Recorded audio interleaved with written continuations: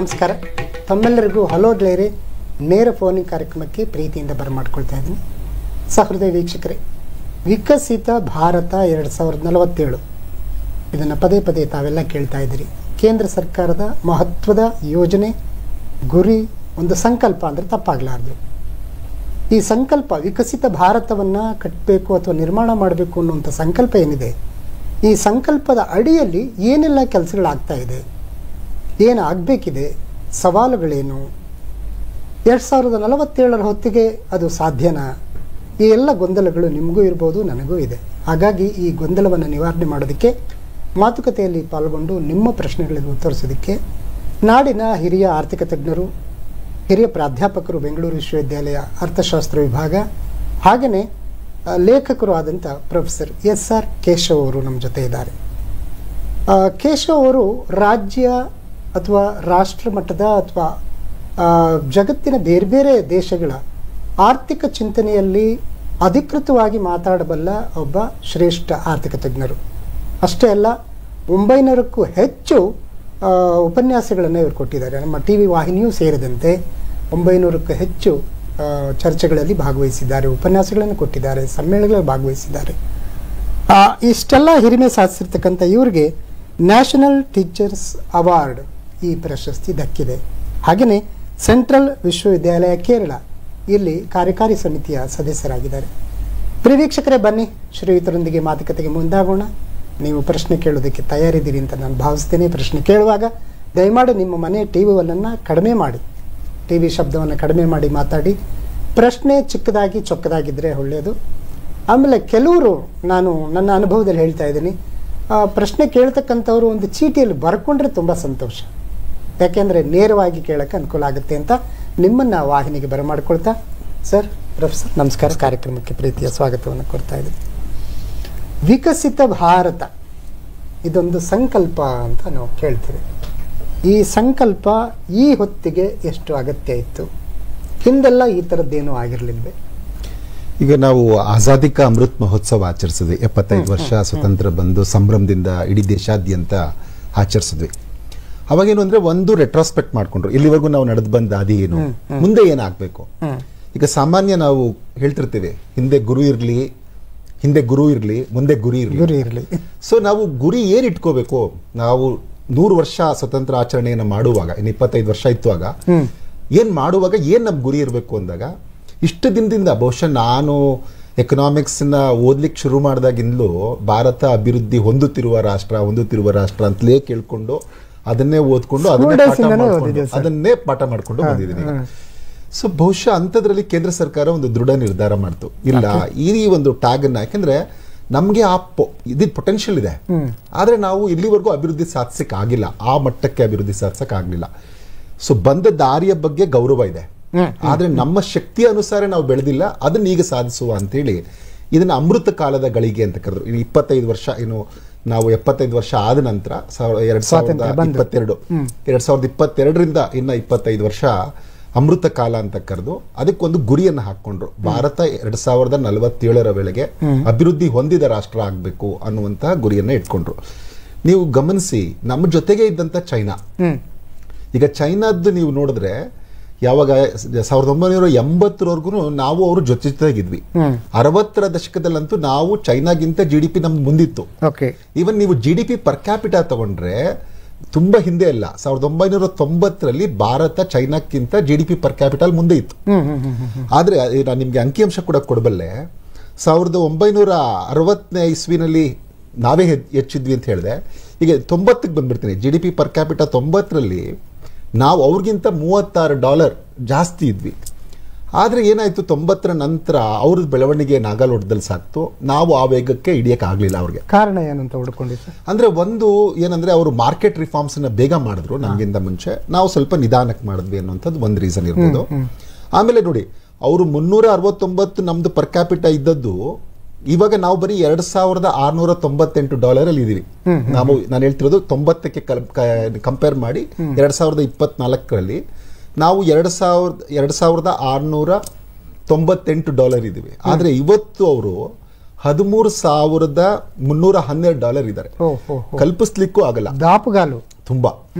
ಆಮೇಲೆ GDP ಗಾತ್ರ ನೋಡಿದ್ರೆ ನಮ್ದು ಇವಾಗ ನಾವು ಹತ್ತತ್ರ 4 ಟ್ರಿಲಿಯನ್ ಆರ್ಥಿಕತೆ ನಮ್ದು. ಅವ್ರದ್ದು ಇವಾಗ 18 ಟ್ರಿಲಿಯನ್ ಆರ್ಥಿಕತೆ. ಈಗ ಅದಕ್ಕೆ ನಮ್ದು ಅವ್ರದ್ದು ಭಾಗದಲ್ಲಿ ನಾವು ಕೇವಲ 20%, ಅಂದ್ರೆ 5ರಷ್ಟು ದೊಡ್ಡವರಾಗಿದ್ದಾರೆ ಅವರು. ಸೊ ನಮ್ಮಲ್ಲಿ ಇಷ್ಟು ಶಕ್ತಿ ಇದ್ದು ನಾವ್ ಯಾಕೆ ಬೆಳೆಯಕ್ ಆಗ್ಲಿಲ್ಲ ಅಂತ ಹೇಳಿ ಸರ್ಕಾರ ಮನಗಂಡು ಅದಕ್ಕೊಂದು ಕ್ಲಿಯರ್ ಆಗಿ ಒಂದು ಬ್ಲೂ ಪ್ರಿಂಟ್ ಅನ್ನ ತಯಾರಿಸ್ತು. ಇಲ್ಲ, ನಾವು ನಮ್ಮ ಪೊಟೆನ್ಶಿಯಲ್ ಇದೆ, ನಾವು ಅಭಿವೃದ್ಧಿ ಹೊಂದಿದ ರಾಷ್ಟ್ರ ಆಗ್ಬೇಕು ಅಂತ.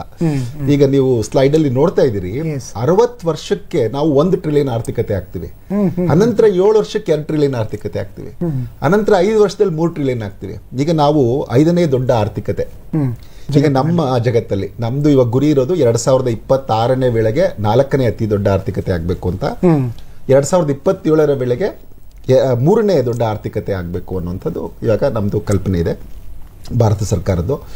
ಸೊ ಇದೆಲ್ಲದರ ಜೊತೆಗೆ ಎಲ್ಲರನ್ನ ಒಳಗೊಂಡು ಅಭಿವೃದ್ಧಿ ಆಗ್ಬೇಕು ಅಂತ. ಈಗ ಬರೀ ಆಯ್ತು ನಾವು ಬರೀ GDP ಅಂತಾರಪ್ಪ, GDP ಇಂದ ಹೊಟ್ಟೆ ತುಂಬುತ್ತಾ ಅಂತಾನು ಅನೇಕರು ಮಾತಾಡ್ತಾರೆ. ಇದು GDP ಅಂದ್ರೆ ಏನು ಅಂತಂದ್ರೆ ನಾವು ಎಲ್ಲರೂ ಆ ವರ್ಷದಲ್ಲಿ ತಯಾರಿಸಿರುವಂತ ಸರಕು ಸೇವೆಗಳ ಒಟ್ಟು ಮೌಲ್ಯ. ನಾವೆಲ್ಲರೂ ಅದರಲ್ಲಿ ಪಾಲ್ಗೊಂಡ್ರೆ ಮಾತ್ರನೇ ಭಾರತ ಅಭಿವೃದ್ಧಿ ಆಗೋದು. ಕೆಲವ್ರಿಗೆ ಆಗಲ್ಲಪ್ಪ, ನಮ್ಮ ಕೈಲಿ ಆ ಓಟದಲ್ಲಿ ಓಡ್ಲಿಕ್ಕೆ ಆಗಲ್ಲ, ಅಂತವ್ರಿಗೂ ಎಲ್ಲರನ್ನು ಸೇರಿಸ್ಕೊಂಡು ಯಾವ ರೀತಿಯಲ್ಲಿ ಮಾಡ್ಬೇಕು ಅನ್ನೋದಕ್ಕೂ ಒಂದು ನೀಲಿನಕ್ಷೆ ತಯಾರಾಗಿದೆ. ಅದರ ಪ್ರಕಾರ ಈಗಾಗಲೇ ಭಾರತ ದೃಢ ಹೆಜ್ಜೆ ಇಟ್ಟಿದೆ. ನಾವು ರೀಸೆಂಟ್ ಆಗಿ ಏನು ಇಂಡಿಯಾ ಪಾಕಿಸ್ತಾನ್ ಟೆನ್ಷನ್ ಆದಾಗ ಕೂಡ ಗಮನಿಸಿದೀವಿ ಯಾವ ರೀತಿಯಲ್ಲಿ ಭಾರತದ ಫೋರ್ಸ್ ಕ್ರಮೇಣ ಹೆಚ್ಚಾಗಿದೆ ಅನ್ನೋದಕ್ಕೆ ಸಾಕ್ಷಿ. 3 ದಿನದಲ್ಲಿ ಅವ್ರು ನಮ್ಮ ಹತ್ರ ಬಂದು ನಾವು ಸೀಸ್ ಫೈರ್ ಮಾಡಿ ಅಂತ ಬೇಡ್ಕೊಳ್ಳುವಂತ ಸ್ಥಿತಿ ತಂದದ್ದು. ಸೊ ಇದು ಒಂದು ಸಾಕ್ಷಿ ಅಂತ ನನಗೆ ಅನ್ಸುತ್ತೆ. ಅಂದ್ರೆ ನೀಲನಕ್ಷೆ ರೆಡಿಯಾಗಿದೆ, ನೀಲನಕ್ಷೆ ಒಳಗಡೆ ಎಲ್ಲರನ್ನೂ ಒಳಗೊಳ್ಳಬೇಕು. ಹೌದು, ಸಬ್ಕಾ ಸಾಥ್ ಸಬ್ಕಾ ವಿಕಾಸ್ ಆಗಬೇಕು ಅಂತ ಆ ಒಂದು ಪದೇ ಪದೇ ಮಾನ್ಯ ಪ್ರಧಾನಮಂತ್ರಿಗಳ ಮಾತಲ್ಲಿ ಕೇಳ್ತಾ ಇರ್ತೀವಿ ನಾವು. ಸಬ್ಕಾ ಪ್ರಯಾಸ್ ಕೂಡ ಸೇರಿಸ್ತಾರೆ ಎಲ್ಲರದ್ದು. ಅದಕ್ಕೆ ಒಂದು ಬ್ಲೂ ಪ್ರಿಂಟ್ ಅಲ್ಲಿ ಏನೋ ವಿಶೇಷವಾದಂತ ಚುಕ್ಕೆಗಳಿದೆಯಾ ಸರ್, ಆದ್ಯತೆಗಳಿದೆಯಾ ಪಂಚಪ್ರಾಣ ಅಥವಾ ಈ ತರದ್ದು? ಖಂಡಿತ. ಈಗೇನಂದ್ರೆ ನಾವು ಈಗ ಅಮೃತ ಕಾಲದಲ್ಲಿ ಇದ್ದೀವಿ ಅಂತಂದ್ರೆ, ಅಮೃತ ಕಾಲ ಅಂದ ತಕ್ಷಣ ಅದಕ್ಕೊಂದು ಗುರಿ ಬೇಕಲ್ಲ. ನೀವು ಪೂರ್ತಿ ಅಭಿವೃದ್ಧಿ ಹೊಂದಿದ ಭಾರತ ಆಗ್ಬೇಕು ಅಂದ್ರೆ, ಇವತ್ತಿನ ದಿನ ನಾವು ಅಭಿವೃದ್ಧಿ ಹೊಂದಿದ ಭಾರತ ಆಗ್ಬೇಕು ಅಂದ್ರೆ ನಿಮ್ಗೆ ಹೇಳ್ತೀನಿ, ವರ್ಲ್ಡ್ ಬ್ಯಾಂಕ್ ಹೇಳುತ್ತೆ $14,000 ಪರ್ ಕ್ಯಾಪಿಟಾ ಇನ್ಕಮ್ ಇರಬೇಕು. ನಮ್ದಿರೋದು ಅದು ಏನು ಇವತ್ತಿಗೆ 2047ರ ವೇಳೆಗೆ ಅದು $16,000-17,000 ಆಗಿರುತ್ತೆ. ಅಲ್ಲಿಂದ ನಾವೀಗ ಬರೀ $2,700 ಆಸ್ಪಾಸಲ್ಲಿ ಇದೀವಿ. ಅಲ್ಲಿಂದ ನಾವು ತಲುಪಬೇಕಾಗಿರುವ ಗುರಿ ತುಂಬಾ ಅಗಾಧ ದೂರದಲ್ಲಿದೆ. ಸೊ ಅದಕ್ಕೆ ನಾವೊಂದು ಗುರಿಯನ್ನು ಹಾಕೊಂಡಿದ್ದೇವೆ. ಏನು ಅಂತಂದ್ರೆ ಈ ಪಂಚಪ್ರಾಣ ಅಂತ ಮಾಡಿದ್ದಾರೆ ಅಮೃತ್ ಕಾಲದಲ್ಲಿ. ಹೆಂಗಾಗತ್ತೆ ಅಂತಂದ್ರೆ ಎಲ್ಲರಿಗೂ ನಮ್ಮಲ್ಲೊಂದು ನಂಬಿಕೆ ಬರಬೇಕು. Development lies in the men's mind ಅಂತ ಒಬ್ರು ಆರ್ಥಿಕ ತಜ್ಞರು ಹೇಳ್ತಾರೆ. ನಮ್ಗೊಂದು ವಿಶ್ವಾಸ ಬರಬೇಕು, ನಾನು ಅಭಿವೃದ್ಧಿ ಆಗ್ತಿದ್ದೀನಿ, ನಾನು ಅದಕ್ಕೆ ತಯಾರಿ ಮಾಡ್ಕೋಬೇಕು ಅಂತ. ಒಂದ್ ಕಡೆ ಸರ್ಕಾರ ಕೊಡುವಂತ ಇದು, ಎರಡನೇದು ನಾನು ಅದಕ್ಕೆ ತಯಾರಿ ಆಗುವಂತ ಅಭಿವೃದ್ಧಿಯ ಪಥದಲ್ಲಿ ನಾನು ನನ್ನ ಪಾತ್ರನೂ ಇದೆ. ಆ ಡೆವಲಪ್ಮೆಂಟ್ ನನ್ನ ತಲೆಗೆ ಬರಬೇಕು, ನಾನು ಅಭಿವೃದ್ಧಿ ಆಗ್ಬೇಕು ಅದಾದ್ರೂ ಸಾಕು. ಆ ಗೋಲ್ ಇದೆಯಲ್ಲ, ಅದೊಂದು ನಾನು ಭಾರತ ಅಭಿವೃದ್ಧಿ ಆಗತ್ತೆ, ನಾನು ಅಭಿವೃದ್ಧಿ ಆಗ್ತೀನಿ ಅನ್ನುವಂಥದ್ದು, ಅದು ಮೊದಲನೇದು ನನ್ನ ತಲೆಗೆ ಬರಬೇಕು. ಆಮೇಲೆ ಈಗಲೂ ನಮ್ಮಲ್ಲಿ ಈ ಒಂದು ಕಲೋನಿಯಲ್ ಮೈಂಡ್ ಸೆಟ್ ಅನೇಕರಿಗೆ ತುಂಬಾ ಇದೆ. ಈ ಕಲೋನಿಯಲ್ ಮೈಂಡ್ ಸೆಟ್ ಹೋಗ್ಬೇಕು ನಮ್ಮ ಜನಕ್ಕೆ. ಈಗ್ಲೂ ಎಲ್ಲ ಬ್ರಿಟಿಷರು ಮಾಡಿದ್ದು, ಇದ್ ಮಾಡಿದ್ದು, ಅದ್ ಮಾಡಿದ್ದು, ಅವರಿಂದನೇ ಇದಾಯ್ತು, ಅವರಿಂದ ಅಭಿವೃದ್ಧಿ ಆಯ್ತು, ಅವರಿಂದ ಭಾರತ ಆಯ್ತು ಅಂತ ಅನೇಕರು ಮಾತಾಡೋದನ್ನ ನೋಡಿದೀನಿ ನಾನು. ಅದೇನು ಓದ್ಕೊಂಡು ಮಾತಾಡ್ತಿದ್ದಾರೋ, ಅರ್ಥ ಮಾಡ್ಕೊಂಡು ಮಾತಾಡ್ತಿದಾರೋ ಗೊತ್ತಾಗಲ್ಲ, ಅದೊಂದು ಮೈಂಡ್ ಸೆಟ್ ಬಂದ್ಬಿಟ್ಟಿದೆ. ಆ ಮೈಂಡ್ ಸೆಟ್ ನ ನಾವು ಹೋಗಿಸ್ಕೋಬೇಕು. ಆಮೇಲೆ ನಮ್ಮ ಗೌರವ ಇರಬೇಕು ನಮ್ಮ ಬೇರುಗಳ ಬಗ್ಗೆ. ಭಾರತದ ಬೇರುಗಳ ಬಗ್ಗೆ ನಮಗೆ ಗೌರವ ಇಲ್ಲ. ನಮ್ಮ ಬಗ್ಗೆ ಈಗ ನಾವು ಯೋಗ ಅನ್ನುವಂಥದ್ದನ್ನ, ನಮ್ಗೆ ಯೋಗ ತುಂಬಾ ಒಳ್ಳೇದಪ್ಪ ಅಂದ್ರೆ ನಮ್ಮ ಜನ ನಂಬಲಿಲ್ಲ. ಯಾವಾಗ ಅಮೆರಿಕದವರು ನಾಯಿಗೂ ಕಲಿಸಿ ಡೋಗ ಅಂದ್ರು, ಅವಾಗ ನಮ್ಗನಿಸ್ತು ಅವ್ರು ನಾಯಿ ಕಲಿಸ್ತಿದ್ದಾರೆ, ಯೋಗ ಅಂದ್ರೆ ಏನೋ ಇರಬೇಕು ಒಳ್ಳೇದು ಅಂತ. ಈ ತರದೊಂದು ಮನಸ್ಥಿತಿ ಇದೆಯಲ್ಲ, ನಾವು ಸೊನ್ನೆ ಕೊಟ್ಟವ್ರು, ನಾವು ವಿಶ್ವಕ್ಕೆ ಶಾಂತಿಯನ್ನ ಕೊಟ್ಟಂತವ್ರು, ನಾವು ನಾಗರಿಕತೆಯನ್ನ ತಿಳಿಸ್ಕೊಟ್ಟಂತವ್ರು, ಭಾರತ ಅದನ್ನ ಕೊಟ್ಟಂತವ್ರು ನಾವು. ಸೊ ಇದನ್ನೆಲ್ಲರ ಬಗ್ಗೆ ನಮ್ಗೆ ಗೌರವ ಇರಬೇಕು. ಮತ್ತೆ ನಮ್ಮಲ್ಲಿ ಏಕತೆ ಭಾವ ಎಲ್ಲರಲ್ಲೂ ಬರಬೇಕು. ಈಗ ನಾವು ಅನೇಕ ಸರಿ ನೋಡ್ತಿರ್ತೀವಿ. ಮೊನ್ನೆ ತನೂ ವಿಜಯಪುರದಲ್ಲಿ ನಾನು ನೋಡ್ತಾ ಇದ್ದೆ, ವಾಹಿನಿಲಿ, ನಿಮ್ಮ ವಾಹಿನಿಲೂ ನೋಡ್ತಾ ಇದ್ದೆ. ಈಗ ಅಲ್ಲಿ ವಿಜಯಪುರದಲ್ಲಿ ಯಾರೋ ಒಬ್ರು ಇನ್ನೊಂದು ದೇಶದ ಪರವಾಗಿ ನೀವು ಹಾಕೋದು ಮೆಡಿಕಲ್ ಓದುವಂತ ವಿದ್ಯಾರ್ಥಿ, ಆ ನಮ್ಮ ದೇಶದ ಬಗ್ಗೆ ಆ ಒಂದು ನಿಮ್ಗೆ ಅನಿಸ್ಬೇಕು, ಇಲ್ಲ ನಾನು ಈ ದೇಶದ ಭಾಗ, ನನ್ಗೆ ನಾವೆಲ್ಲರೂ ಒಂದು ಅನ್ನುವಂಥ ಮನಸ್ಥಿತಿ. ಆಮೇಲೆ ಸಾರಿ ಕೇಳೋದೆಲ್ಲ ಬೇರೆ, ಆದ್ರೆ ನಿಮ್ಗೆಲ್ಲ ಬರ್ಲೇಬಾರ್ದಲ್ವಾ, ರಾಷ್ಟ್ರದ ಬಗ್ಗೆ ಒಂದು ಪ್ರೀತಿ ಬರ್ಬೇಕಲ್ವಾ. ಅದು ಮತ್ತೆ ನನ್ನ ದೇಶದ ನನ್ನ ಕರ್ತವ್ಯ ಏನು, ನಾನು ಹಕ್ಕನ್ನ ಕೇಳೋದು ಸರಿ ಇದೆ, ಹಕ್ಕು ಕೊಡ್ಲೂಬೇಕು. ನಮ್ಮ ಸಂವಿಧಾನ ಬಾಬಾ ಸಾಹೇಬ್ ಅಂಬೇಡ್ಕರ್ ಅವರು ಕೊಟ್ಟಿದ್ದಾರೆ, ನಮ್ಮೆಲ್ರಿಗೂ ಹಕ್ಕುಗಳಿದೆ. ಅದರ ಜೊತೆಗೆ ನಮ್ಮ ಕರ್ತವ್ಯ ಜವಾಬ್ದಾರಿ ಇದೆಯಲ್ಲ, ಅದನ್ನ ನಾವು ಮಾಡಬೇಕು. ನನ್ನ ದೇಶದ ಪರವಾಗಿ ನಾನು ನಿಂತ್ಕೋಬೇಕು, ನಾನು ಕೆಲಸ ಮಾಡಬೇಕು ಅನ್ನೋದು ಅದು ಬರಬೇಕು. ಮತ್ತೆ ಈಗ ನೋಡಿ, ಈಗ ಆಗ್ಲೇ ನಾವೆಲ್ಲವೂ ಏನು ಅಂದ್ರೆ ಇತರ ಆರ್ಥಿಕ ತಜ್ಞರು, ಬೇರೆ ದೇಶದ ಆರ್ಥಿಕ ತಜ್ಞರು ಹೇಳಿದ್ರೆ ಮಾತ್ರ ಭಾರತ ಹಿಂದೆ ಅಭಿವೃದ್ಧಿ ಆಗಿತ್ತು ಅಂತ ಹೇಳಿ ಅವ್ರದನ್ನೇ ಕೋಟ್ ಮಾಡಿ ಅದಕ್ಕೆ ನಾನು ಹೇಳ್ತೀನಿ. ಆಂಗಸ್ ಮ್ಯಾಡಿಸನ್ ಅನ್ನಂತ ಒಬ್ಬ ಆರ್ಥಿಕ ತಜ್ಞರು, ಅವ್ರನ್ನ UNDP ಅವರು ನೇಮಿಸುತ್ತೆ. ನೀವು ಐತಿಹಾಸಿಕವಾಗಿ ನೋಡಿ ವಿಶ್ವದಲ್ಲಿ ಯಾವ ರಾಷ್ಟ್ರಗಳು ಮುಂಚೂಣಿಯಲ್ಲಿದ್ವು ಅಂತ ಕೇಳುತ್ತೆ. ಆಂಗಸ್ ಮ್ಯಾಡಿಸನ್ ಅವರು ತುಂಬಾ ಎಲ್ಲ ವೈಜ್ಞಾನಿಕವಾಗಿ ಎಲ್ಲ ಇದನ್ನ ಮಾಡಿ ಸ್ಟಡಿ ಮಾಡಿ ಅವರು ವರದಿಯನ್ನ ಕೊಡ್ತಾರೆ. ವಿಶ್ವದಲ್ಲಿ 1ನೇ ಶತಮಾನದಿಂದ 11ನೇ ಶತಮಾನದವರೆಗೂ ಭಾರತ ವಿಶ್ವದ ಅತಿ ದೊಡ್ಡ ಅಗ್ರಮಾನ್ಯ ರಾಷ್ಟ್ರವಾಗಿತ್ತು ಅಂತ ಹೇಳ್ತಾರೆ ಅವರು. ನಮ್ಗೆ ಅವಾಗ ನೋಡಿ, ನಾವು ಅವಾಗ ನಾವೇ ನಂಬರ್ 1 ಇದ್ವಿ, ಈಗೆಲ್ಲ ಡೆವಲಪ್ಡ್ ಕಂಟ್ರಿ ಆಗಿ ಟ್ರೈ ಮಾಡ್ತಾ ಇದ್ವಿ, ನಾವು ಹಿಂದೆ ಇದ್ವಿ ಅಂತ ನಮ್ಗೆ ಆಗ ಗೊತ್ತಾಗ್ತಾ ಇತ್ತು ಎಲ್ಲರಿಗೂ. ಆಮೇಲೆ ಅದು ನೋಡಿ, ಅವಾಗ ನಾವು 33%, 32.8% ವಿಶ್ವದ GDPಯ ಪಾಲು. ಇವತ್ತು ಅಮೆರಿಕದ್ದು ಅಷ್ಟಿಲ್ಲ, ನಮ್ದು ಆ ಕಾಲದಲ್ಲೇ ಅಷ್ಟು GDP ನಮ್ದಾಗಿತ್ತು. ಅನಂತರ ಕ್ರಮೇಣ ಕಡಿಮೆ ಆಯ್ತು. 11ನೇ ಶತಮಾನದ ವೇಳೆಗೆ 28.9% ಬಂತು, ಇಳಿತದು. ಆಮೇಲೆ ನಾವು 2ನೇ ಸ್ಥಾನಕ್ಕೆ ಹೋದ್ವಿ, ಚೈನಾದ್ದು 1ನೇ ಸ್ಥಾನ ಬಂತು. ಆನಂತರ ನಾವು ಚೈನಾದ 2ನೇ ಸ್ಥಾನ, ಚೈನಾ 1ನೇ ಸ್ಥಾನಕ್ಕೆ ಹೋಯ್ತು, ನಾವು 2ನೇ ಸ್ಥಾನ ಹೋದ್ವಿ. ಇವನ್ ಮುಘಲ್ಸ್ ಬಿಟ್ಟು ಬ್ರಿಟಿಷರು ಬಂದಾಗ ಭಾರತದ ಒಟ್ಟು GDPಯ ಗಾತ್ರ ವಿಶ್ವದಲ್ಲಿ 24% ಇತ್ತು.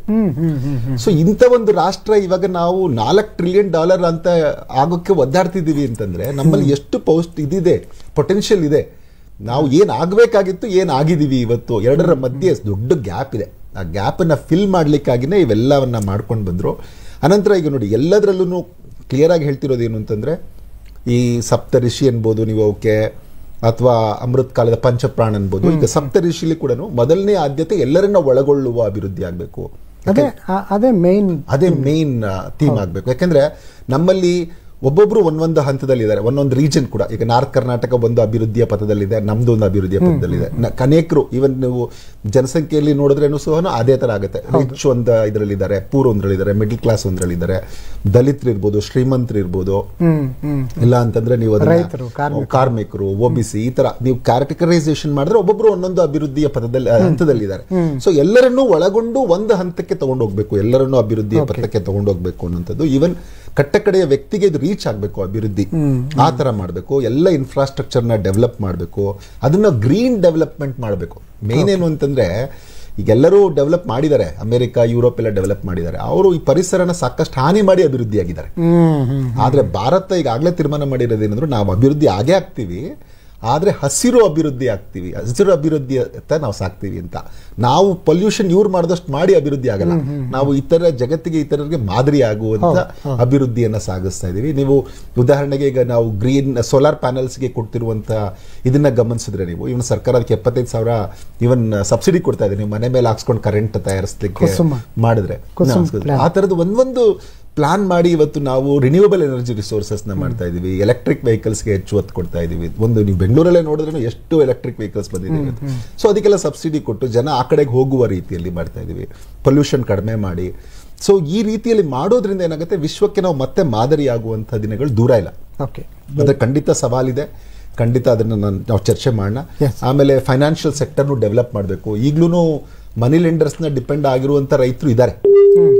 ಅವ್ರನ್ನು ನಾವು ಮನಿ ಲೆಂಡರ್ಸ್ ಇಂದ ಪೂರ್ಣವಾಗಿ ಬಂದು ಅವರೆಲ್ಲರೂ ಬ್ಯಾಂಕ್ ನ ಇಷ್ಟೆಲ್ಲ ನಾವು ಅಭಿವೃದ್ಧಿ ಮಾಡಿದ್ದಾರೆ, ಸರ್ಕಾರ ಇಷ್ಟೆಲ್ಲ ಪ್ರೋತ್ಸಾಹ ಕೊಟ್ರೇನೋ ಈಗಲೂ ಪೂರ್ಣವಾಗಿ ಎಲ್ಲರೂ ಬ್ಯಾಂಕ್ ಅಲ್ಲೇ ಸಾಲ ತಗೊಳ್ಳುವ ತರ ಆಗ್ತಾ ಇಲ್ಲ. ಯಾಕೆಂದ್ರೆ ಅವರು 3-4 ಕಡೆ ಸಾಲ ಮಾಡಿರ್ತಾರೆ, ತೊಂದರೆ ಆಗ್ತಾ ಇದೆ. ಸೊ ಎಲ್ಲರೂ ಬ್ಯಾಂಕ್ಗಳ ಕಡೆಗೆ, ಎಲ್ಲರೂ ಆರ್ಗನೈಸ್ ಸೆಕ್ಟರ್ ಅಲ್ಲಿ ಲೋನ್ ತಗೊಳ್ಳುವ ರೀತಿಯಲ್ಲಿ ಮಾಡುವಂತದ್ದು ಸರ್ಕಾರಕ್ಕೆ ಸಾಕಷ್ಟು ಇದಾಕೊಂಡಿದ್ದಾರೆ. ಅಂದ್ರೆ ಅದು ಸ್ವಯಂ ಸಬಲೀಕರಣಕ್ಕೆ ಒಂದು ಉತ್ತೇಜನ ಅಂತ. ನೀವು ಲಕ್ಪತಿ ಲಾಡ್ಲಿಲಿ ನೋಡಿದಾಗ ಅದು ಅದಕ್ಕೊಂದು ಉದಾಹರಣೆ ನಾನು ಕೊಡಬಹುದು. ಯಾಕಂದ್ರೆ ಈ ಸೆಲ್ಫ್ ಹೆಲ್ಪ್ ಗ್ರೂಪ್ ಅಲ್ಲಿ ಅವ್ರಿಗೆ ನೀವು ಒಂದು ಮಹಿಳೆ ಲಕ್ಪತಿ ಆದ್ರೆ ಕುಟುಂಬನೇ ಲಕ್ಪತಿ ಆದ್ರೆ, ಸೊ ಆ ತರದ ಒಂದು ಕನಸನ್ನ ಬಿತ್ತಿ ಅದನ್ನ ಸಾಕಾರಗೊಳಿಸ್ತಿರೋದು ಇದೆಯಲ್ಲ, ಅದು ನಿಜವಾಗ್ಲೂ ಒಂದು ಕನಸಿರ್ಬೇಕು. ಒಂದು ಗುರಿಗೆ ನಮ್ಗೆ ಎಲ್ಲ ನನ್ಗೊಂದು ಕನಸಿದೆ, ನಾನು ಅಭಿವೃದ್ಧಿ ಆಗ್ಬೇಕು, ಅದನ್ನ ಬಿತ್ತಿದ್ದಾರೆ ಈಗ ನಮ್ಮಲ್ಲಿ. ಮತ್ತೆ ಅದಕ್ಕೆ ಒಂದು ಬ್ಲೂ ಪ್ರಿಂಟ್ ಕೊಟ್ಟಿದ್ದಾರೆ. ಮತ್ತೆ ಅವರು ಯಾವ ತರ ಹೇಳ್ತಿದ್ದಾರೆ ಅಂದ್ರೆ, ಈ ಅಮೃತ ಕಾಲದ ಪೀರಿಯಡ್ ಅಲ್ಲಿ ನಾವು ಕರ್ತವ್ಯ ಕಾಲ, ನೀವು ಕೆಲಸ ಮಾಡಿ ನಾವು ಮಾಡ್ತೀವಿ. ಸೊ ಕರ್ತವ್ಯ ಕಾಲದಲ್ಲಿ ಇದು ನನ್ನ ಕೆಲಸ, ನಿಮ್ ಕೆಲಸ, ಎಲ್ಲರ ಕೆಲಸ. ಹಾಗೆ ಸರ್ಕಾರದ ಅದರಿಂದ ನುಣುಚ್ಕೊಂಡಿಲ್ಲ. ಸರ್ಕಾರ ಯಾವುದೇ ರೀತಿಯಲ್ಲಿ ಇಲ್ಲಪ್ಪ ನೀವು ಮಾಡಿ ಅಂತ ಹೇಳ್ತಿಲ್ಲ. ನಾನು ಮಾಡ್ತಿದ್ದೀನಿ, ನಿಮ್ಮ ಕೆಲಸವನ್ನ ನೀವು ಮಾಡಿ. ಎಸ್, ಅದ್ರ ಆ ಪ್ರೋಸೆಸ್ ಅಲ್ಲಿ ನೀವು ಇನ್ವಾಲ್ವ್ ಆಗಿ ಅದರ ಫಲವನ್ನ ಪೂರ್ಣವಾಗಿ ನೀವೇ ತಗೊಳ್ಳಿ. ಸೊ ಈ ತರದ ಒಂದು ಅದ್ಭುತ ನೋಡಿದೀವಿ. ಮತ್ತೆ ಈಗ ನಾವು ಈ ಬಜೆಟ್ಗಳಲ್ಲಿ ಗಮನಿಸಿದ್ರೆ ಒಂದೊಂದೇ ಬಜೆಟ್ ಅಲ್ಲಿ ಕೂಡ ಈ ವಿಕಸಿತ ಭಾರತದ ಒಂದು ಪೂರ್ಣ ಕಲ್ಪನೆಯನ್ನ ಕೊಟ್ಟಿದ್ದಾರೆ. ಈಗ ವಿಕಸಿತ ಮೊನ್ನೆ ಬಜೆಟ್ ಅನ್ನು ನೋಡೋಣ, 25-26ನೇ ಇಸ್ವಿಯಲ್ಲಿ ಅಲ್ಲಿ ಕೂಡ 4 ಎಂಜಿನ್ ಅನ್ನ ಹೇಳಿದ್ದಾರೆ. ಒಂದು ಕೃಷಿ ಇರ್ಬೋದು, MSME, ಮತ್ತೆ ಹೂಡಿಕೆ ಮಾಡೋದು, ಇನ್ವೆಸ್ಟ್ಮೆಂಟ್ ಮಾಡೋದು, ಮತ್ತೆ ಎಕ್ಸ್ಪೋರ್ಟ್ ಮಾಡೋದು, ರಫ್ತು ಮಾಡೋದು. ಈ 4 ಎಂಜಿನ್ಗೆ ಇವರೇನ್ ಮಾಡಿದ್ದಾರೆ, ರಿಫಾರ್ಮ್ಸ್ ಮಾಡಬೇಕು. ಈ 4 ಎಂಜಿನ್ ಓಡಕ್ಕೆ ನಮ್ಗೆ ಈ 4 ಎಂಜಿನ್ ಇಟ್ಕೊಂಡು ಈ ಎಂಜಿನ್ ಓಡಿಸೋದು ಯಾವುದು, ಅದಕ್ಕೆ ಫ್ಯೂಲ್ ಇಂಧನ ಯಾವುದು, ಇಂಧನ ಅದಕ್ಕೆ ಸುಧಾರಣೆ ಮಾಡೋದು, ಆರ್ಥಿಕ ಸುಧಾರಣೆಯನ್ನ ಈ ಕ್ಷೇತ್ರಗಳಲ್ಲಿ ತರೋದು, ಕೃಷಿಯಲ್ಲಿ ತರೋದು, MSME ಅಲ್ಲಿ ತರೋದು, ಇನ್ವೆಸ್ಟ್ಮೆಂಟ್ ಅಲ್ಲಿ ತರೋದು, ಎಕ್ಸ್ಪೋರ್ಟ್ಸ್ ಅಲ್ಲಿ ತರೋದು. ಈ ಇದಕ್ಕೆ ನಾವು ಇಂಧನವನ್ನ ಹಾಕ್ತಿವಿ, ಸುಧಾರಣೆ ಆಗ್ತಿವಿ. ನಮ್ಮ ಗೈಡಿಂಗ್ ಸ್ಪಿರಿಟ್ ಯಾವುದು, ನಮಗೆ ಮುನ್ನೆಲೆಗೆ ಕರ್ಕೊಂಡು ಹೋಗ್ತಿರೋದು ಯಾವುದು, ಸ್ಪಿರಿಟ್, ಗೈಡಿಂಗ್ ಸ್ಪಿರಿಟ್ ಯಾವುದು ಅಂತಂದ್ರೆ ಎಲ್ಲರನ್ನ ಒಳಗೊಂಡು ಹೋಗುವಂಥದ್ದು. ಅನಂತರ ನಮ್ಮ ಡೆಸ್ಟಿನೇಷನ್ ಏನು, ನಮ್ಮ ಎಂಜಿನ್ ಇದೆ, ನಾವೆಲ್ಲ ಕೂತಿದೀವಿ, ಎಲ್ಲಿಗೆ ಹೋಗ್ಬೇಕು, ವಿಕಸಿತ ಭಾರತದತ್ತ ಹೋಗ್ತಾ ಇದೀವಿ. ಆಮೇಲೆ ನಾವು ಎಲ್ಲರನ್ನ ಯಾವ ರೀತಿಯಲ್ಲಿ ಕರ್ಕೊಂಡು ಹೋಗ್ತಾ ಇದೀವಿ, ಅದಕ್ಕೆ ಈ ಬಜೆಟ್ ಏನ್ ಮಾಡಿದೆ, ಟ್ಯಾಕ್ಸೇಷನ್ ಅಲ್ಲಿ ರಿಫಾರ್ಮ್ಸ್ ಮಾಡಿದೆ, ಸರಳೀಕರಣಗೊಂಡಿದೆ. ಇವನ್ 12 ಲಕ್ಷದವರೆಗೂ ನಾವು ತೆರಿಗೆ ಕೊಡ್ಬೇಕಾಗಿಲ್ಲ. ಈಗ 12 ಲಕ್ಷದವರೆಗೂ ತೆರಿಗೆ ಕಟ್ಟಂಗಿಲ್ಲ. ಸರ್ಕಾರಿ ವಲಯದಲ್ಲಿ ಅಥವಾ ಆರ್ಗನೈಸ್ ಸೆಕ್ಟರ್ ಅಲ್ಲಿ ಇದ್ರೆ ಅವ್ರು 12.25 ಲಕ್ಷದವರೆಗೂ ಅವ್ರಿಗೆ ತೆರಿಗೆ ಇಲ್ದಂಗೆ ಮಾಡಿ, ಅಂದ್ರೆ ನಿಮ್ಮ ಹತ್ರ ಹೆಚ್ಚು ಹಣ ಇದ್ರೆ ನೀವು ಹೆಚ್ಚು ಖರ್ಚು ಮಾಡ್ತೀರಿ ಅನ್ನುವಂಥದ್ದು ಒಂದು ಉದ್ದೇಶ ಇದೆ. ಆಮೇಲೆ ಎಲ್ಲರನ್ನ ಒಳಗೊಳ್ಳುವಾಗ ನೀವು ಯಾರಿಗೆ ಕಡಿಮೆ ಆದಾಯ ಬರುತ್ತೆ ಅವ್ರ ಹತ್ರ ಹೆಚ್ಚು ಆದಾಯ ಉಳಿಸ್ಬೇಕು, ಅದು ಇದ್ರ ಉದ್ದೇಶ ಇದೆ. ಹೆಚ್ಚು ಕಮ್ಮಿ 1 ಲಕ್ಷ ರೂಪಾಯಿ ಉಳಿದಂಗಾಗತ್ತೆ ಪ್ರತಿ ತಿಂಗಳು ಕರೆಕ್ಟ್ ಆಗಿ ಹೋದ್ರೆ ನಾವು. ಸೊ ಆ ತರದ ಒಂದು ಲೆಕ್ಕಾಚಾರನೇ ಭಾರತದ ಒಂದು ಡೊಮೆಸ್ಟಿಕ್ ಡಿಮ್ಯಾಂಡ್ ಅನ್ನು ಹೆಚ್ಚಳ ಮಾಡುತ್ತೆ. ಅದರಿಂದ ಒಂದು ಮಲ್ಟಿಪ್ಲೈಯರ್. ಇವಾಗ ನೋಡಿ, ಯಾವುದೇ ಈಗ ಮೊನ್ನೆ ಯುದ್ಧದ ಟೆನ್ಷನ್ ಬಂದ್ರೂ ಸಹ ಭಾರತದ ಶೇರ್ ಮಾರ್ಕೆಟ್ ತುಂಬಾ ಏನು ಕುಸಿಲಿಲ್ಲ. ಯಾಕೆ ಅಂದ್ರೆ ಗೊತ್ತಿದೆ, ಮ್ಯಾಕ್ರೋ ಎಕನಾಮಿಕ್ ಫಂಡಮೆಂಟಲ್ ಸ್ಟ್ರಾಂಗ್ ಆಗಿದೆ. ಈವನ್ ವಿಶ್ವಕ್ಕೆ ಗೊತ್ತಿದೆ ಭಾರತದ ಮ್ಯಾಕ್ರೋ ಎಕನಾಮಿಕ್ ಫಂಡಮೆಂಟಲ್ ಸ್ಟ್ರಾಂಗ್ ಆಗಿದೆ ಅಂತ. ಸೊ ಹಾಗಾಗಿ ನಿಮ್ಗೆ ಇಲ್ಲಿ ಅಷ್ಟೊಂದು ತಳ್ಳಣ ಆಗಲ್ಲ. ಸೊ ಆ ಒಂದು ಕಾರಣ. ಮತ್ತೆ ನಿಮ್ಗೆ ಟ್ಯಾಕ್ಸೇಷನ್ ಅಲ್ಲಿ ಒಂದು ರಿಫಾರ್ಮ್ಸ್, ಆ ಒಂದು ದೊಡ್ಡ ಮಟ್ಟದ ರಿಫಾರ್ಮ್ಸ್, ಹೆಚ್ಚು ಕಮ್ಮಿ $1 ಟ್ರಿಲಿಯನ್ ರೂಪಾಯಿಗಳು ಜನರ ಹತ್ರ ಉಳಿಸೋದು ಸರ್ಕಾರಕ್ಕೆ ಅದಷ್ಟು ನಷ್ಟ ಆಗಿದೆ ಅಂದ್ರೆ ಅದಕ್ಕೆ ಬಂದಿಲ್ಲ. ಜನರ ಹತ್ರ ಅದು ಉಳಿದಿದೆ. ನಷ್ಟ ಅಂತ ನಾನು ಹೇಳಲ್ಲ, ಯಾಕಂದ್ರೆ ಅಷ್ಟು ಬರಬೇಕಾಗಿದ್ದನ್ನ ಅವ್ರು ಜನಕ್ಕೆ ಬಿಟ್ಕೊಟ್ಟಿದ್ದಾರೆ ಅಂತಂದ್ರೆ ಆ ಧೈರ್ಯ ಇದೆ ಅಂತಂದ್ರೆ ಅವ್ರಿಗೆ ಅಷ್ಟು ನಂಬಿಕೆ ಇದೆ ಆರ್ಥಿಕತೆಯ ಬಗ್ಗೆ ಅನ್ನುವಂಥದ್ದು. ಆಮೇಲೆ ಈಗ ಪವರ್ ಸೆಕ್ಟರ್ ರಿಫಾರ್ಮ್ಸ್ ಮಾಡಕ್ಕೆ ಹೊರಟಿದ್ದಾರೆ. ಆಮೇಲೆ ಅಭಿವೃದ್ಧಿ, ಅರ್ಬನ್ ಡೆವಲಪ್ಮೆಂಟ್, ನಾವು ರೂರಲ್ ಡೆವಲಪ್ಮೆಂಟ್ ಮಾಡಬೇಕು, ಅರ್ಬನ್ ಡೆವಲಪ್ಮೆಂಟ್ ಮಾಡಬೇಕು ಅನ್ನೋಂಥದ್ದು. ಆಮೇಲೆ ಈ ರೆಗ್ಯುಲೇಟರಿ ರಿಫಾರ್ಮ್ಸ್ ಸಾಕಷ್ಟು ಮಾಡಬೇಕು ಅಂತ ಹೇಳಿ ಹೊರಟಿದ್ದಾರೆ. ಸೊ ಇದನ್ನೆಲ್ಲ ಪ್ರತಿ ಬಜೆಟ್ ಅಲ್ಲಿ ವಿಕಸಿತ ಭಾರತಕ್ಕೆ ಒಂದೊಂದು ಪ್ಲಾನ್ ಮಾಡಿಕೊಂಡು ಇದನ್ನ ಈ ತರ ನಾವು ಡೆವಲಪ್ ಮಾಡಬೇಕು, ಈ ತರ ಡೆವಲಪ್ ಮಾಡಬೇಕು ಅನ್ನೋದನ್ನ ಮಾಡ್ತಿದ್ದಾರೆ. ಅನೇಕರು ನನಗೆ ಇನ್ನೊಂದು ಪ್ರಶ್ನೆ ಕೇಳ್ತಿರ್ತಾರೆ, ಇದನ್ನು ಬಹುಶಃ ಯಾರಾದ್ರೂ ನಮ್ಮ ವೀಕ್ಷಕರು ಕೇಳಬೇಕು ಅನ್ಕೊಳ್ಳಿ. ಈಗ ಒಂದ್ಸರಿ ನೀವು ಸಪ್ತಋಷಿ ಅಂತೀರಿ, ಇನ್ನೊಂದ್ಸರಿ 4 ಪಿಲ್ಲರ್ ಇದೆ, ಇಲ್ಲೊಂದ್ಸರಿ ಪಂಚಪ್ರಾಣ ಅಂತೀರಿ. ಯಾವುದು ಇದರಲ್ಲಿ ನಿಮ್ಮನ್ನು ವಿಕಸಿತ ಭಾರತದ ಕರ್ಕೊಂಡು ಹೋಗುತ್ತೆ ಅಂತ ಅನೇಕರು ಕೇಳ್ತಿರ್ತಾರೆ ಈ ಪ್ರಶ್ನೆನ. ಇದಕ್ಕೂ ಮೊದಲು ಪ್ರೊಫೆಸರ್, ನನಗೆ 2020 ನಾವು ಇನ್ನೊಂದಷ್ಟು ಏನೋ ಸಾಧಿಸಬೇಕು ಅಂತ ಹೇಳಿ ಮಾನ್ಯ ಅಬುಲ್ ಕಲಾಂ ಜಿ ಅವರು ನಮ್ಗೆ ಟಾರ್ಗೆಟ್ ಕೊಟ್ಟಿದ್ರು. ಅದು ಎಷ್ಟರ ಮಟ್ಟಿಗೆ ಆಯ್ತು? ಈಗ ಈ 4 ಪಿಲ್ಲರ್ ಅಥವಾ ಇದ್ರ ಪಿಲ್ಲರ್ಗೆ ಹೋಗೋದಕ್ಕೆ ಮೊದಲು ಒಂಚೂರು ಏನಾದ್ರೂ ಒಂದು ಏನೋ ಚಿಮ್ಮುವ ಹಲಗೆಯಾಗಿ ನಮ್ಗೆ ಇದು ಕಾಣಿಸ್ಕೊಳ್ತದೆ. ಖಂಡಿತ. ಏನಂದ್ರೆ ಅಭಿವೃದ್ಧಿ ಆಗಿಲ್ಲ ಅಂತ ನಾನು ಯಾವತ್ತು ಹೇಳಲ್ಲ. ಏನಂದ್ರೆ ನಮ್ಗೆ ಎಷ್ಟು ಶಕ್ತಿ ಇತ್ತು ಅಷ್ಟು ಅಭಿವೃದ್ಧಿ ಆಗಿಲ್ಲ ಅನ್ನೋದು ಮಾತ್ರನೇ. ಈಗ ಒಂದು ಪುರ ಅಂತ ಒಂದು ಕಾನ್ಸೆಪ್ಟ್ ಕೊಟ್ರು ನಿಮ್ಗೆ. ಎಲ್ಲಿ ನೀವು ಎಲ್ಲ ಏರಿಯಾನ, ರೂರಲ್ ಏರಿಯಾನು ಅರ್ಬನ್ ಏರಿಯಾ ಅಷ್ಟೇ ಡೆವಲಪ್ ಮಾಡಿ, ಆಗ ಮೈಗ್ರೇಷನ್ ಎಲ್ಲ ಇಷ್ಟ ಆಗಲ್ಲ, ಕೊಡಬಾರ್ದು ಅಂತ ಮಾಡಿದ್ರು. ಈಗ ಸಾಕಷ್ಟು ಅದಕ್ಕೆ ಮಾಡಿದ್ದಾರೆ ಕಾರ್ಯಕ್ರಮಗಳು. ಡಿಟೇಲ್ ಆಗಿ ನಾವು ಆ ಕಾರ್ಯಕ್ರಮದ ಇದನ್ನ ಸರಣಿಯನ್ನು ನೋಡೋಣ. ಈಗ ಯಾವುದು, ಇವಾಗ ನಾನು ಅವಾಗಲೇ ಒಂದು ವಿಚಾರ ಹೇಳ್ತಾ ಇದ್ದೆ. ಈಗ ಏನು ಇವು ಬೇರೆ ಬೇರೆಯ ಮಾಪನಗಳನ್ನ ಇಟ್ಕೊಂಡು ನಾವು ಬೆಳೀತಾ ಇದೀವಲ್ಲ ಯಾಕೆ ಅಂತ. ಮುಂಚೆ ಎಲ್ಲ ಏನು ಅಂತಂದ್ರೆ, ಈಗ ನಾವು ಜಲಪಾತದ ವಿಧಾನ ಅಂತ, ವಾಟರ್ಫಾಲ್ ಅಪ್ರೋಚ್ ಅಂತ ಕರಿತೀವಿ ಎಕನಾಮಿಕ್ಸ್ ಅಲ್ಲಿ. ಈ ಜಲಪಾತದ ವಿಧಾನ ಅಂದ್ರೆ ಏನಂದ್ರೆ, ನೀವು ನೋಡಿರ್ತೀರಿ, ನೀವು ಜಲಪಾತ ಹಾಗೆ ಹರಿತಾ ಇರುತ್ತೆ, ನೀರು ಬೀಳ್ತಾ ಇರುತ್ತೆ. ಅದು ಒಂದು ರೆಗ್ಯುಲರ್ ಪ್ರೋಸೆಸ್. ಅದು ನೀವು ಯಾವ್ದಾದ್ರು ಒಂದು ಅಭಿವೃದ್ಧಿಯ ಪಥವನ್ನ ಮಾಡುವಾಗ್ಲೂ ಈ ತರದ ಒಂದು ಪ್ರೋಸೆಸ್ ಅಲ್ಲಿ ಮಾಡ್ತಾರೆ. ಏನಂದ್ರೆ, ನನಗೆ ಇಷ್ಟು ಇಲ್ಲಿ ಮಳೆಗಾಲದಲ್ಲಿ ಇಷ್ಟು ನೀರು ಬರ್ತಾ ಇರುತ್ತೆ, ಇದು ಈ ತರ ಬೀಳ್ತಾ ಇರುತ್ತೆ, ಇದರಿಂದ ನಾನು ಇಷ್ಟು ಕರೆಂಟ್ ಉತ್ಪಾದನೆ ಮಾಡ್ತೀನಿ, ಇಷ್ಟು ಫೋರ್ಸ್ ಇರುತ್ತೆ, ಎಷ್ಟು ಕರೆಂಟ್ ತಯಾರಿಸ್ತೀನಿ, ಇಲ್ಲಿ ಇದನ್ನ ಮಾಡ್ತೀನಿ, ಅದರಿಂದ ನೀರಾವರಿಗೆ ಇಷ್ಟು ಕೊಡ್ತೀನಿ, ಇಲ್ಲಿ ಇರಿಗೇಷನ್ಗೆ ಇಷ್ಟು ಕೊಡ್ತೀನಿ, ಕುಡಿಯೋ ನೀರಿಗೆ ಇಷ್ಟು ಇದರಿಂದ ಕೊಡ್ತೀನಿ, ಈ ತರದೊಂದು ಪ್ಲಾನ್ ಅನ್ನ ಮಾಡ್ತಿರ್ತಾರೆ.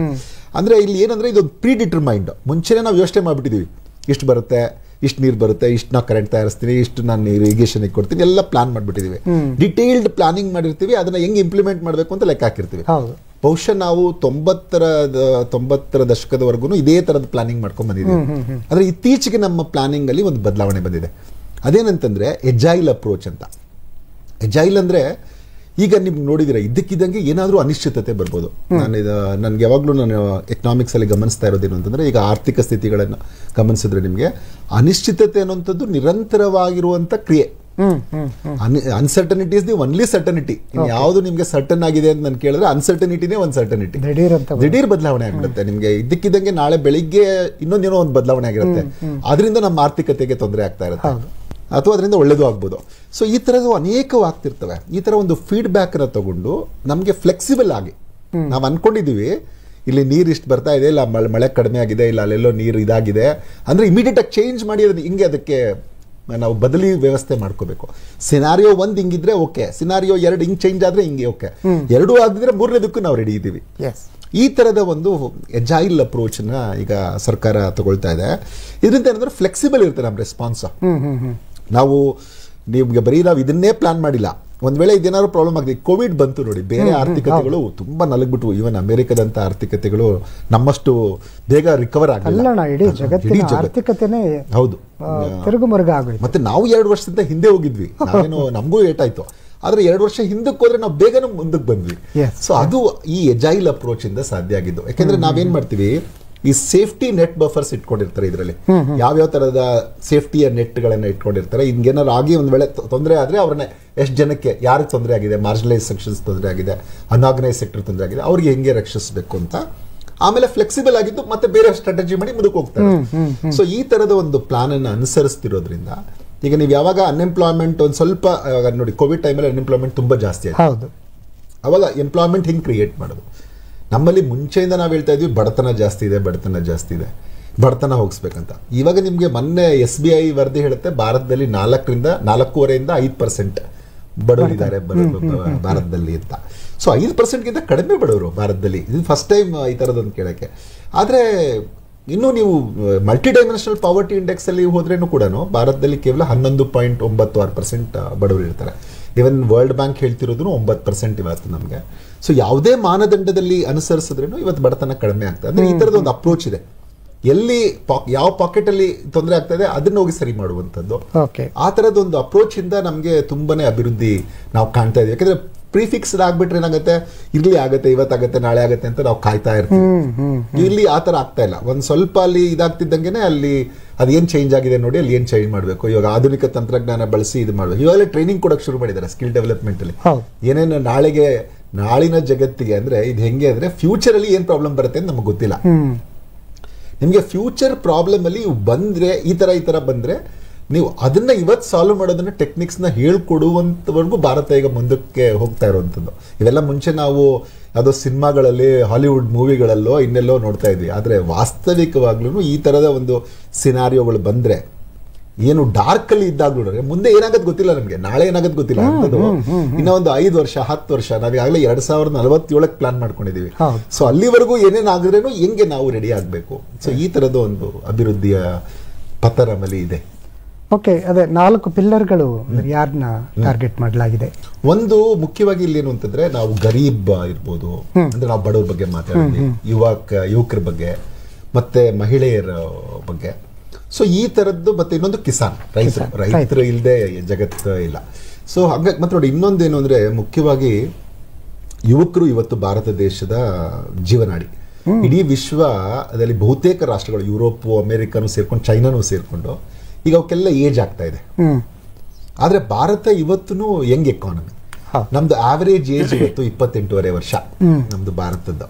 ಇನ್ನು 10 ವರ್ಷ ಆದ್ರೇನು ನಮ್ಗೆ 30-32 ವರ್ಷ ಇರುತ್ತೆ ಆವರೇಜ್ ಏಜ್. ಅಂದ್ರೆ ನಮ್ಮಲ್ಲಿ ದುಡಿಯುವಂತ ಯುವಕರ ಶಕ್ತಿ, ವರ್ಕ್ ಫೋರ್ಸ್ ಅಲ್ಲಿ ಇರುವಂತರ ಸಂಖ್ಯೆ ಜಾಸ್ತಿ ಇದೆ. ಡಿಪೆಂಡೆನ್ಸಿ ಪಾಪ್ಯುಲೇಷನ್ ಕೂಡ, ಪಾಪ್ಯುಲೇಷನ್ ಹೇಳ್ತಾ ಇದೆ.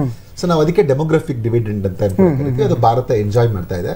ಸೊ ಭಾರತ ಅದನ್ನ ಎಂಜಾಯ್ ಮಾಡ್ತಿರೋದ್ರಿಂದ ನಾವು ಯುವಕರ ಬಗ್ಗೆ ಹೆಚ್ಚು ಆದ್ಯತೆಯನ್ನ ಕೊಡಬೇಕು. ಯುವಕರನ್ನ ಹೆಚ್ಚು ಆದ್ಯತೆ ಕೊಡಬೇಕು, ಅವ್ರಿಗೆ ಸ್ಕಿಲ್ ಡೆವಲಪ್ಮೆಂಟ್ ಕೊಡಬೇಕು, ಎಜುಕೇಶನ್ ಕೊಡಬೇಕು, ಎಂಪ್ಲಾಯ್ಮೆಂಟ್ ಕೊಡಬೇಕು. ಮತ್ತೆ ನೀವು ಎಂಪ್ಲಾಯ್ಮೆಂಟ್ ಕೊಡ್ಲಿಲ್ಲ ಅಂದ್ರೆ ಯುವಕರಿಗೆ ಏನ್ ಮಾಡಿದವರು ನಿರಾಶರಾಗ್ತಾರೆ. ಹಂಗಾಗಿ ಏನ್ ಮಾಡಿದ್ದಾರೆ ನೋಡಿ, ಸರ್ಕಾರ ಹೇಳಿದೆ ಪ್ರತಿ ವರ್ಷ 76 ಲಕ್ಷ ನಾನ್ ಫಾರ್ಮ್ ಸೆಕ್ಟರ್ ಅಲ್ಲಿ ಉದ್ಯೋಗವನ್ನ ಸೃಷ್ಟಿ ಮಾಡಬೇಕು. ಕೃಷಿಯಲ್ಲಿ ಏನಾಗುತ್ತೆ, 4 ಜನ ಕೆಲಸ ಮಾಡ್ತಿರ್ತಾನೆ, ಇನ್ನೂ 2 ಹೋಗಿ ಅಲ್ಲೇ ಕೆಲಸ ಮಾಡ್ತಿರ್ತಾರೆ. ಪ್ರೊಡಕ್ಟಿವಿಟಿ ಕಮ್ಮಿ ಮಾಡೋದು, ಇಲ್ಲ ನಾನು ಏನ್ ಮಾಡೋದು, ಬೇರೆ ಏನಿಲ್ಲ ಅಂತ. ಆದ್ರೆ ಕೃಷಿಯೇತರ ವಲಯದಲ್ಲಿ ಇಷ್ಟು ಕೆಲಸವನ್ನ ಸೃಷ್ಟಿ ಮಾಡುವಂಥದ್ದು ಸರ್ಕಾರದ ಗುರಿ ಇವಾಗ. ಸೊ ಪ್ರತಿ ವರ್ಷ ಅಷ್ಟನ್ನ ಸೃಷ್ಟಿ ಮಾಡೋದು, ಹಂಗಾಗಿ ಯುವಕರಿಗೆ ಹೆಚ್ಚು ಕೆಲಸ ಸಿಗುವಂತ ಅವಕಾಶಗಳಿರ್ತವೆ. ಮತ್ತೆ ಅವರನ್ನ ನೀವು ಸ್ಕಿಲ್ ಮಾಡಬೇಕು. ಕೌಶಲ್ಯ ಕೊಡದೇ ಇದ್ರೆ ಬಹುಶಃ ಯುವಕರಿಗೆ ಕೆಲಸ, ಮತ್ತೆ ನಾನು ಇಂಥದೇ ಕೆಲಸ ಅಂತಲ್ಲ, ನಿನಗೆ ಯಾವ್ದ್ರಲ್ಲಿ ಆಸಕ್ತಿ ಇದೆ ಅದರಲ್ಲಿ ನೀನು ಕೌಶಲ್ಯ ಪಡಿ. ಈಗ ಡಿಗ್ರಿ ಪ್ರೋಗ್ರಾಮ್ಸ್ ಅಲ್ಲಿ ಕೂಡ ನೀವು ಎಲ್ಲಾನು ಸ್ಕಿಲ್ ಎನೇಬಲ್ಡ್ ಎಂಬೆಡೆಡ್ ಪ್ರೋಗ್ರಾಮ್ಸ್ ಬರ್ತಾ ಇದೆ, ಅಪ್ರೆಂಟಿಸ್ಶಿಪ್ ಎಂಬೆಡೆಡ್, ಈವನ್ ಕರ್ನಾಟಕ ಸರ್ಕಾರ ಮಾಡಿದೆ. ಸೊ ಈ ತರದ ಅನೇಕ ಒಳ್ಳೆಯ NEP ಕೂಡ ಅದನ್ನೇ ಬೇಸ್ ಮಾಡಿದೆ. ಸ್ಕಿಲ್ ನ ನೀವು ಸಾಕಷ್ಟು ಕೊಡುವಂಥದ್ದು ಕೊಟ್ಟಾಗ ಏನಾಗುತ್ತೆ, ಹುಡುಗರು ಅವ್ರಿಗೆ ಯುವಕರಿಗೆ ಕಾನ್ಫಿಡೆನ್ಸ್ ಬರುತ್ತೆ, ನಾನು ಇದನ್ನ ಮಾಡ್ಬೋದು. ಈಗ ನಾನು ನೋಡ್ತಿರಂಗೆ ಎಷ್ಟೋ ಸರಿ ಅಡಿಕೆ ಇದರಿಂದ ಆ ತಟ್ಟೆ ಮಾಡುವಂಥದ್ದು ನೋಡಿ, ಅದು ಎಷ್ಟು ಬಯೋಡಿಗ್ರೇಡಬಲ್, ಎಷ್ಟೋ ವರ್ಷ ಹಂಗೆ ಬಿದ್ದು ಅದ್ರ ಬರೀ ಒಲೆಗೆ ಹಾಕಿದ್ದನ್ನ ನೋಡಿದ್ದೆ ನಾನು. ಬಟ್ ಈಗ ಅದು ದೊಡ್ಡ ಮಟ್ಟಕ್ಕೆ ನೀವು ಕಾಣಿಸ್ತಾ ಇದೀವಿ, ಮಾರ್ಕೆಟ್ ಆಗಿದೆ. ಮತ್ತೆ ನೀವು ಯಾವುದೇ ಆ ತರದ್ದು ಒಂದು ಅನ್ಸಿದ್ರೆ ಭಾರತದಲ್ಲಿ ಅದೊಂದು ಸ್ಟಾರ್ಟ್ಅಪ್ ಆಗಿ ರೂಪುಗೊಳ್ತಾ ಇದೆ. ಅವ್ರಿಗೊಂದು ಐಡಿಯಾ ಬರ್ತಿದ್ದಂಗೆನೆ, ಇಲ್ಲ ಇದೊಂದು ಸ್ಟಾರ್ಟ್ಅಪ್ ಮಾಡುವ, ನಾವು ಬಸ್ಗೆ ಮುಂಚೆ ಎಲ್ಲ ಕ್ಯೂ ನಿಂತ್ಕೊಂಡು ಟಿಕೆಟ್ ತಗೊಳ್ತಾ ಇದ್ರಿ, ಇಲ್ಲ ಹಿಂಗ್ ಬೇಡ ಇದಕ್ಕೊಂದು ಆಪ್ ಮಾಡುವ, ಅದೊಂದು ಸ್ಟಾರ್ಟ್ಅಪ್ ಮಾಡುವ ಅಂತ. ಆಮೇಲೆ ಪ್ರತಿಯೊಂದು ವಿಚಾರದಲ್ಲೂ ಯುವಕರಿಗೆ ಆ ರೀತಿಯಾದಂತಹ ಒಂದು, ಮತ್ತೆ ಇದನ್ನೆಲ್ಲ ಮಾಡುವಾಗ ವಿಕಸಿತ ಭಾರತದ ಕಲ್ಪನೆಯನ್ನು ಕೂಡ ಯುವಕರಿಗೆ ಸರ್ಕಾರ ಕೇಳಿತ್ತು, ನಿಮ್ಮ ಯೋಜನೆಗಳೇನಾದ್ರೂ ಇದ್ರೆ ನೀವು ಕೊಡಿ. ಇದು ನೀಲನಕ್ಷೆ ತಯಾರಾಗುತ್ತೆ ಮೊದಲೇ ಇದು ಅವ್ರು ಕೇಳಿತ್ತು. 2023 ಅದು ವೆಬ್ಸೈಟ್ ಓಪನ್ ಇತ್ತು. ನೀವು ಯಾರಿಗಾದ್ರೂ ಅದು ಬೇಕು ನಿಮ್ಗೆ, ಇಲ್ಲ ನಾನು ಹಿಂಗ್ ಮಾಡ್ಬೇಕು, ನಾವು ಅನೇಕರು ಮಾತಾಡ್ತಿರ್ತೀವಿ, ಇಲ್ಲ ಇದು ಸರಿ ಇಲ್ಲ, ಇದನ್ನ ಹಿಂಗ್ ಮಾಡಿದ್ರೆ ಚೆನ್ನಾಗಾಗ್ತಿತ್ತು, ನಮ್ಮಲ್ಲಿ ಅನೇಕರು ನಾವು ಮಾತಾಡ್ತೀವಿ. ಆದ್ರೆ ನಾವು ಅದನ್ನ ಯಾರಿಗೆ ಹೇಳ್ಬೇಕು ಅವ್ರಿಗೆ ಹೇಳಲ್ಲ, ನಾವೇ ಅಲ್ಲೆಲ್ಲ ಮಾತಾಡ್ತಿರ್ತೀವಿ. ಆದ್ರೆ ಸರ್ಕಾರಕ್ಕೆ ಒಂದು ಅವಕಾಶ ಕೂಡ ಕೊಟ್ಟಿತ್ತು. ಈಗಲೂ ಕೂಡ ನೀವು PMO ಇದಕ್ಕೆ ಹಾಕ್ಬೋದು, ಹೊಸ ಐಡಿಯಾ ಇದೆ, ಅದು ಮುಗ್ದೋಗಿದೆ ಅಂತ ಕಾಯ್ಬೇಕಾಗಿಲ್ಲ, ಹಾಕ್ಬೋದು. ಚಾನ್ಸ್ ಇದೆ ನಿಮ್ಗೆ ಒಂದು ಒಳ್ಳೆ ಐಡಿಯಾ ಇದ್ದು ಇದನ್ನ ಡೆವಲಪ್ ಮಾಡಕ್ಕೆ ಇದು ಅನುಕೂಲ ಆಗುತ್ತೆ, ಈ ತರ ಮಾಡ್ಬೋದು ಅಂದ್ರೆ ನೀವು ಶೇರ್ ಮಾಡ್ಕೋಬಹುದು. mygovernment.in ಅಲ್ಲಿ ಶೇರ್ ಮಾಡ್ಕೋಬಹುದು. ವಿಕಸಿತ ಭಾರತಕ್ಕೆ ಒಂದು ಎಕ್ಸ್ಕ್ಲೂಸಿವ್ ಮಾಡಿದ್ರು, ಅದೀಗ ಕ್ಲೋಸ್ ಆಗಿದೆ. ಬಟ್ ಈಗಲೂ ಒಂದ್ ವೇಳೆ ನಿಮ್ಗೆ ತುಂಬಾ ಅದ್ಭುತವಾದ ಐಡಿಯಾ ಇದೆ, ಇದರಿಂದ ನಮ್ಗೆ ಅನುಕೂಲ ಆಗುತ್ತೆ, ನಮ್ಮ ಹಳ್ಳಿ ಉದ್ಧಾರ ಆಗುತ್ತೆ, ನಮ್ಮ ದೇಶ ಉದ್ಧಾರ ಆಗುತ್ತೆ ಅಂತ ಅನ್ಸಿದ್ರೆ ಖಂಡಿತ ಮಾಡ್ಬೋದು. ಸೊ ಈ ತರದನ್ನ ಮಾಡಿದ್ದು. ಮತ್ತೆ ನಾವು ಈಗಾಗಲೇ ಬಡವ್ರ ಬಗ್ಗೆ ಮಾತಾಡಿದ್ವಿ, ಅಂದ್ರೆ ಝೀರೋ ಮಾಡಬೇಕು ಪಾವರ್ಟಿಯನ್ನ, ಬಡವರು ಯಾರು ಇರಬಾರ್ದು ಈ ದೇಶದಲ್ಲಿ ಅನ್ನುವಂಥದ್ದು ಒಂದು ಕಲ್ಪನೆ. ಈ ವಿಕಸಿತ ಭಾರತದಲ್ಲಿ ಆ ತರದ ಕಲ್ಪನೆಯ ಅಂಶಗಳನ್ನ ಆಗ್ಲೇ ಸ್ಲೈಡ್ಸ್ ಅಲ್ಲೂ ಬಂದಿತ್ತದು. ಸೊ ಯಾವ ರೀತಿಯಲ್ಲಿ ನಮ್ದು ಗೋಲ್ ಇರಬೇಕು, ನಮ್ದು ಯಾವ್ಯಾವ ತರ ಇರಬೇಕು ಅಂದ್ರೆ ಝೀರೋ ಪಾವರ್ಟಿ ಇರಬೇಕು, ನಮ್ಮಲ್ಲಿ ಬಡತನ ಇರಬಾರ್ದು. ಇವಾಗ ನಮ್ಮಲ್ಲಿ 1995 ಇಂದ ನೀವು ಗಮನಿಸಿದ್ರೆ, ಈವನ್ ಇದನ್ನ ವರ್ಲ್ಡ್ ಬ್ಯಾಂಕ್ ಕೂಡ ಹೇಳುತ್ತೆ, ಮತ್ತೆ UNDP ಹೇಳುತ್ತೆ, ನಮ್ಮಲ್ಲಿ ಬಡತನ ಹೆಚ್ಚು ನಿರ್ಮೂಲನೆ ಆಗಿದ್ದು ಯಾವ ದೇಶ ಅಂದ್ರೆ ಭಾರತ ಅಂತ ಹೇಳುತ್ತೆ. 41.5 ಕೋಟಿ ಜನ ಬಡತನದಿಂದ ಹೊರಗಡೆ ಬರ್ತಾರೆ. ಸೊ ಈ ತರದೊಂದು ದೊಡ್ಡ, ಇವಾಗ ನಾವು ಯಾವಾಗ್ಲೂ ಈ ದೇಶದಲ್ಲಿ ತುಂಬಾ ಬಡವರು ಅಂದ್ರೆ ಭಾರತದಲ್ಲಿ ಅತ್ಯಂತ ಹೆಚ್ಚು ಬಡವರು ಇರೋದು. ಈಗ ಅದೊಂದು ಚೇಂಜ್ ಆಗ್ತದೆ, ಪರ್ಸೆಪ್ಷನ್ ಚೇಂಜ್ ಆಗ್ತಾ ಇದೆ. ನಾವು ಮುಂಚೆ ಎಲ್ಲ ಏನು ಅಂತಂದ್ರೆ, ಭಾರತದ ಯಾವ್ದಾದ್ರು ಲಕ್ಷಣಗಳು ಹೇಳಿ ಅಂದ್ರೆ ಎಲ್ಲವೂ ಒಂದಕ್ಕೆ ಸೇರಿಸೋದು. ಒಂದು ಏನೋ ಇದಕ್ಕೆ ಜನಸಂಖ್ಯೆ ಮಾತ್ರ ಜಾಸ್ತಿ ಇದೆ ಅನ್ನೋದು ಬಿಟ್ರೆ, ನಿಮ್ಮಲ್ಲಿ ಹಣ ಹೂಡಿಕೆ ಕಡಿಮೆ ಇದೆ, ಟೆಕ್ನಾಲಜಿ ತಂತ್ರಜ್ಞಾನ ಕಡಿಮೆ ಇದೆ, ಬಡತನ ಹೆಚ್ಚಿದೆ, ನಿರುದ್ಯೋಗ ಹೆಚ್ಚಿದೆ, ಈ ತರದ ಒಂದು ಹೇಳಿ ಒಂದು ನೆಗೆಟಿವ್ ತರದಲ್ಲಿ ನಾವು ಇದ್ವಿ. ಆದ್ರೆ ಈಗ ಬಹುಶಃ ನೋಡಿ, ಅದಕ್ಕೊಂದು ಪಾಸಿಟಿವ್ ಆದಂತ ಬೆಂಟ್ ಬರ್ತಾ ಇದೆ. ಈಗ ಎಲ್ಲವನ್ನ ನಮ್ಗೆ ಬಡತನ ಕಡಿಮೆ ಮಾಡಬೇಕು, ಉದ್ಯೋಗ ಅವಕಾಶಗಳು ಹೆಚ್ಚು ಮಾಡಬೇಕು, ಹಾಗೇನೆ ಅವಕಾಶಗಳು ನಮಗೆ ಸ್ಟಾರ್ಟ್ಅಪ್ಸ್ ಹೆಚ್ಚಾಗಿದೆ ಇದೆ. ಇವಾಗ ಬೆಂಗಳೂರು ಕ್ಯಾಪಿಟಲ್ ಆಗ್ತದೆ ಸ್ಟಾರ್ಟ್ಅಪ್ಸ್ಗೆ. ಸೊ ಈ ತರದೊಂದು, ಮತ್ತೆ ನಿಮ್ಗೆ ಟೆಕ್ನಾಲಜಿ ಕೂಡ ಇಂಡಿಯಾದಲ್ಲೇ ತಯಾರಾಗ್ತಾ ಇದೆ. ಈವನ್ ಮೊನ್ನೆಯ ಪಾಕಿಸ್ತಾನ ಇಂಡಿಯಾ ಟೆನ್ಷನ್ ಅಲ್ಲಿ ಬೆಂಗಳೂರಿನ ಕಡೆಯಿಂದ ನೀವು ನೋಡಿದ್ರಿ, ಒಂದು ಪ್ರೈವೇಟ್ ಇದರಿಂದ ಕೂಡ ನಮ್ಗೆ ಹೋಗಿರುವಂತದ್ದನ್ನ ಇದರಲ್ಲಿದೆ. ಸೊ ಅದು ಭಾರತದಲ್ಲಿ ಲೋಕಲ್ ಆದಂತ ಟೆಕ್ನಾಲಜಿ, ಇವನ್ನ ನೀವು ಗ್ಲೋಬಲ್ ಮಾಡೋದು. ಎಷ್ಟೋ ಸರಿ ನಿಮ್ಗೆ ಆತ್ಮನಿರ್ಭರ್ ಭಾರತ್ ಬಗ್ಗೆ ಹೇಳುವಾಗ ಎಷ್ಟೋ ಸರಿ ನಮ್ಗೆ ಈ ತರದ ಒಂದು ತಂತ್ರಜ್ಞಾನ, ಇಲ್ಲಿ ಯಾರೋ ಒಬ್ರು ಟ್ರೆಡಿಷನಲ್ ಟ್ರೈಬಲ್ ಡಾಕ್ಟರ್ ಒಂದು ಪ್ರಾಕ್ಟೀಸ್ ಮಾಡ್ತಿರ್ತಾನೆ, ಅವ್ನು ಮುಂಚೆಯಿಂದ ಇದೇನೋ ಮಾಡ್ತಿರ್ತಾನೆ, ನಾನೇ ನೋಡಿದ್ದೀನಿ, ಅವ್ನ ಕಿವಿಯಿಂದ ಈ ಹಲ್ಲು ಹುಳಗಳನ್ನ ತೆಗೆಯುವಂತವ್ರು ನೋಡಿದ್ದೀನಿ, ಹಳ್ಳಿ ವೈದ್ಯ. ಸೊ ಇದಕ್ಕೆ ಒಂದು ಟೆಕ್ನಾಲಜಿನ ತಂದು ಈಗ ಯಾರೋ ಬಂದು ಅಮೆರಿಕಾದಿಂದ ಯುರೋಪಿಂದ ಬಂದು ಇವ್ರ ಹತ್ರ ಕಲ್ತ್ಕೊಂಡಾಗ ಅವ್ರು ಅಲ್ಲಿಂದ ಏನೋ ಒಂದು ಮಾಡ್ಕೊಟ್ಟಿರ್ತಾರೆ. ಈಗ ಇಲ್ಲಿನ ಯುವಕರೇ ಇದನ್ನ ಮಾಡ್ತಾ ಇದ್ದಾರೆ, ಅದು ನಮ್ಗೆ ಖುಷಿಯಾಗಿರುವಂಥದ್ದು. ಈ ತರದ ಒಂದು ಕ್ರಿಯೇಟ್ ಮಾಡಿದಂಥದ್ದು, ಒಂದು ಸ್ಕಿಲ್ನ ಕೊಟ್ಟು, ಇಲ್ಲ ನಮ್ಮಲ್ಲಿ ಒಂದು ನಂಬಿಕೆಯನ್ನ ಉಂಟು ಮಾಡಿದ್ದಿರ್ಬೋದು. ಆಮೇಲೆ 100% ಕ್ವಾಲಿಟಿ ಎಜುಕೇಶನ್ ಕೊಡುವಂತ ಎಲ್ಲ ಮಕ್ಕಳಿಗೂ ಕ್ವಾಲಿಟಿ ಎಜುಕೇಶನ್. ನಮ್ಮಲ್ಲಿ ಏನು ಅಂದ್ರೆ ಇದೊಂದು ಇತ್ತು ಏನಂತಂದ್ರೆ, ಇವಾಗ್ಲೂ ನಾನು ಹೇಳ್ತೀನಿ ಇನ್ನೂ ಇದು ಪೂರ್ಣವಾಗಿ ಸಾಕಾರಗೊಳ್ಬೇಕು. ಈಗ್ಲೂ ಶಿಕ್ಷಣ ಎಲ್ಲರಿಗೂ ಗುಣಮಟ್ಟದ ಶಿಕ್ಷಣ ಸಿಗ್ತಾ ಇಲ್ಲ, ಅದಂತೂ ಒಪ್ಕೋಬೇಕಾಗತ್ತೆ ನಾವು. ಸೊ ಅಂತ ಸ್ಥಿತಿಯಲ್ಲಿ ಎಲ್ಲರಿಗೂ ಅಫೋರ್ಡಬಲ್ ಎಜುಕೇಶನ್, ಎಲ್ಲರನ್ನೂ ಅವ್ರಿಗೆ ಎಷ್ಟು ಅವ್ರ ಕೈಗೆ ಎಟುಕುವ ದರದಲ್ಲಿ ಉತ್ಕೃಷ್ಟ ದರ್ಜೆಯ ಶಿಕ್ಷಣವನ್ನ ಕೊಡುವಂತ ಒಂದು ಪ್ರಯತ್ನವನ್ನ ಮಾಡ್ತಾ ಇದ್ದಾರೆ. ಬಹುಶಃ ಇನ್ನೊಂದು 8ರಿಂದ 10 ವರ್ಷದೊಳಗಡೆ ಇದು ಸಾಕಾರಗೊಂಡ್ರೆ ಭಾರತ ಸುಲಭವಾಗಿ ವಿಕಸಿತ ಆಗುತ್ತೆ. ಯಾಕೆಂದ್ರೆ ಈ ಶಿಕ್ಷಣ ಅನ್ನುವಂಥದ್ದು ಒಂದು ದೊಡ್ಡ ಅಸ್ತ್ರ. ನಮ್ಮಲ್ಲಿ ಏನ್ ಶಕ್ತಿ ಇದೆ, ನಮ್ಮಲ್ಲಿ ಏನ್ ಇಲ್ಲ ಅನ್ನೋಂಥ ನಮ್ಗೆ ಗೊತ್ತಾಗೋದು ಈ ಶಿಕ್ಷಣದಿಂದ. ಒಂದು ಮನುಷ್ಯನನ್ನ ಪೂರ್ಣವಾಗಿ ರೂಪಿಸುತ್ತದೆ. ಅವನಿಗೆ ಏನ್ ಪೊಟೆನ್ಶಿಯಲ್ ಇದೆ, ಅವ್ನಿಗೆ ಏನ್ ಗೊತ್ತಿದೆ, ಅವ್ನಿಗೇನ್ ಗೊತ್ತಿಲ್ಲ, ಎರಡನ್ನೂ ನಮ್ಗೆ ಶಿಕ್ಷಣದಿಂದ ಗೊತ್ತಾಗುತ್ತೆ. ಮತ್ತೆ ನನ್ನ ನೆಗೆಟಿವ್ಸ್ ಏನು, ಪಾಸಿಟಿವ್ಸ್ ಏನು, ನನ್ನ ಸುತ್ತಮುತ್ತ ಏನಾಗ್ತಾ ಇದೆ, ನನ್ನ ಪಾತ್ರ ಏನಲ್ಲಿ ಅಲ್ಲಿ ಅಂತ ಈ ಶಿಕ್ಷಣ ಆ ತರದ ಒಂದು ಕ್ವಾಲಿಟಿ ಎಜುಕೇಶನ್ ನೀವು ಕೊಟ್ರೆ, ಮತ್ತೆ ಅವನಿಗೆ ಅಲ್ಲಿನೇ ಪೂರಕವಾಗಿ ಅವನಿಗೆ ಕೌಶಲ್ಯವನ್ನ ವೃದ್ಧಿಸ್ತಾ ಹೋದ್ರೆ ಆಗ ಅವ್ನು ಕಾಯ್ತಾ ಕೂರಲ್ಲ ನಮ್ಗೆ ಈ ಕೆಲಸ ಬೇಕು ಅಂತ. ಅವನೇ ಹೇಳ್ತಾನೆ ಮುಂಚೆನೆ ನಾನು ಈ ಕೆಲಸ ಮಾಡ್ತೀನಿ, ಅದಕ್ಕೆ ನಾನು ಇದು ಸ್ಕಿಲ್ ತಗೋತಾ ಇದ್ದೀನಿ. ಸೊ ಈ ಒಂದು ಪ್ರಯತ್ನವನ್ನ ಮಾಡುವಂತಹ ಒಂದು ಇದರಲ್ಲೂ ಇದೆ.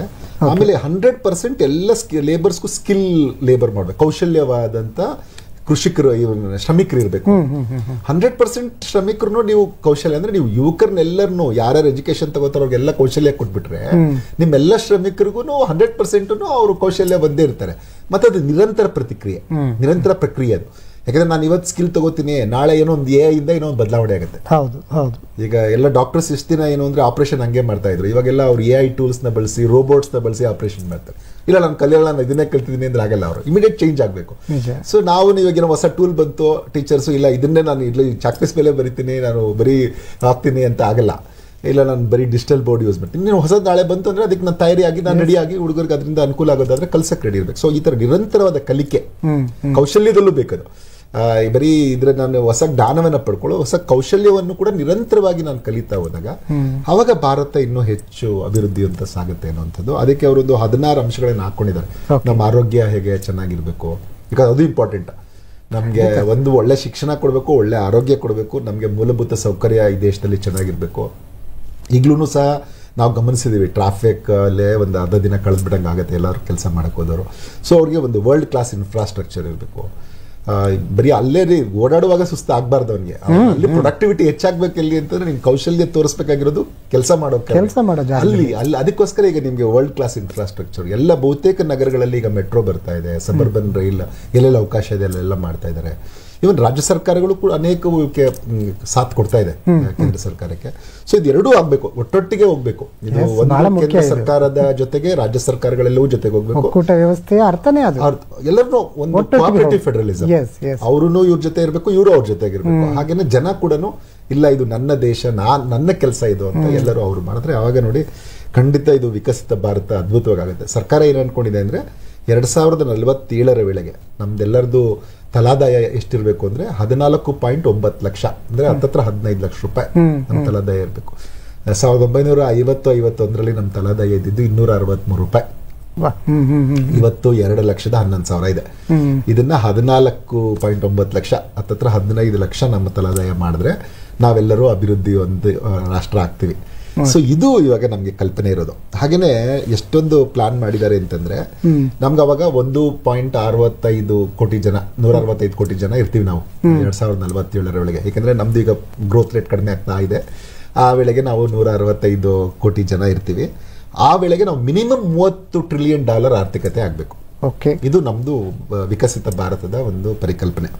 ಸೊ ಅಷ್ಟು ಆಗ್ಬೇಕು ಅಂತಂದ್ರೆ ಇದಕ್ಕೆ ಏನೇನು ಪ್ಲಾನ್ ಮಾಡಿರ್ಬೇಕು, ಎಲ್ಲ ಮಾಡಿದಾರ ಅಥವಾ ಬೇರೆ ಏನೇನೋ ಪ್ರೋಗ್ರಾಮ್ಸ್ ಹಾಕೊಂಡಿದ್ದಾರೆ. ಇವಾಗ ನೋಡಿ, ಮುಂಚೆ ಎಲ್ಲ ನಾವ್ ಹೇಳ್ತಾ ಇದ್ವಿ ನನ್ನ ಹತ್ರ ಅಕೌಂಟ್ ಇಲ್ಲ ಅಂತ.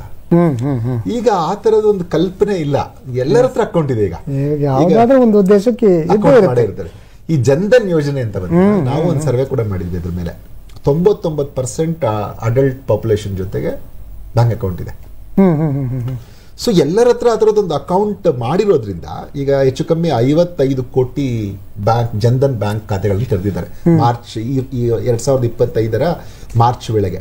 ಸೊ ಅಂದ್ರೆ ಎಲ್ಲರ ಹತ್ರ ಒಂದು, ಈಗ ನಾವೆಲ್ಲಾದ್ರೂ ನೋಡಿ, ನೀವು ಒಂದು ಮುಂಚೆ ಎಲ್ಲ ಎಳ್ನೀರು ಕುಡಿಯೋರ ಹತ್ರನೋ ಅಥವಾ ಸಣ್ಣ ಅಂಗಡಿನಲ್ಲಿ ಒಂದು ಬೀಡ ತಗೊಳ್ಳೋವಾಗ ನಿಮ್ಗೆ ಎಲ್ಲ ಚೇಂಜ್ ಹುಡುಕ್ತಾ ಇದ್ರು. ಈಗ ಯಾರು ನಾನು ನಾನು ಎಷ್ಟೋ ಸರಿ ದುಡ್ಡು ಕೊಡೋಕೆ ಹೋದ್ರೆ ಒಂದು ಸರ್ ಇದು ಗೂಗಲ್ ಪೇ ಮಾಡಿಬಿಡಿ ಸರ್, ಪೇಟಿಎಂ ಮಾಡಿ ಸರ್ ಅಂತಾನೆ. ಸೊ ಆ ಮಟ್ಟಕ್ಕೆ ಡಿಜಿಟಲೈಸ್ ಆಗಿದ್ದೀವಿ ನಾವು. ಸೊ ಆ ಥರ ಒಂದು ಅವೇರ್ನೆಸ್ ಬಂದಿದೆ ಜನಕ್ಕೆ. ಆಮೇಲೆ ಮುಂಚೆ ಎಲ್ಲ ನಾವು ನೋಡಿದೀವಿ, ಈ ನೀರ್ಗೆ ಮನೇಲಿ ಒಬ್ರು ಇರ್ತಾ ಇದ್ರು, ಈ ನೀರ್ ತರಕ್ಕೆ ಯಾವಾಗ್ಲೂ ಪಾಪ ಅವ್ರ ಕೆಲಸ ದಿನ ಬೆಳಿಗ್ಗೆ ಇದ್ರೆ 1-2 ಕಿಲೋಮೀಟರ್ 3 ಕಿಲೋಮೀಟರ್. ಎಷ್ಟೋ ಸರಿ ಶಾಲೆಗೆ ಹೋಗೋ ಮಕ್ಕಳು ಶಾಲೆ ತಪ್ಪಿಸ್ಕೊಂಡು ಕ್ಯೂ ನಿಂತ್ಕೊಳ್ಳುವಂತ ಅಗತ್ಯ ಇತ್ತು. ಇವಾಗ ನಿಮ್ಗೆ ಪ್ರತಿ ಮನೆಗೆ ಆಲ್ಮೋಸ್ಟ್ ನಲ್ಲಿ ಸಿಗುವಂತ ಇದಿದೆ. ಜಲ್ ಜೀವನ್ ಮಿಷನ್ ಮಾಡಿದ್ದಾರೆ. ಸೊ ಮನೆಗೆ ಗಂಗೆ, ಅದನ್ನ ಇವನ್ ರಾಜ್ಯ ಸರ್ಕಾರ ನಮ್ಮ ರಾಜ್ಯದಲ್ಲಿ ತುಂಬಾ ಚೆನ್ನಾಗಿ ಮಾಡಿದ್ದಾರೆ. ಸೊ ಹಂಗಾಗಿ ನೀವು ಈ ತರದೊಂದು ಯೋಜನೆಯಿಂದ ಬಹುಶಃ ಅದು 16 ಕೋಟಿ ಟಾರ್ಗೆಟ್ ಇತ್ತು, ಬಹುಶಃ ಹತ್ತತ್ರ ನಾವು ಅಷ್ಟನ್ನ ರೀಚ್ ಆಗಿದ್ದೀವಿ 2024ರ ವೇಳೆಗೆ. ಸೊ ಆತರ ಮತ್ತೆ ಮುದ್ರಾ ಯೋಜನೆ ಮಾಡಿರೋದು.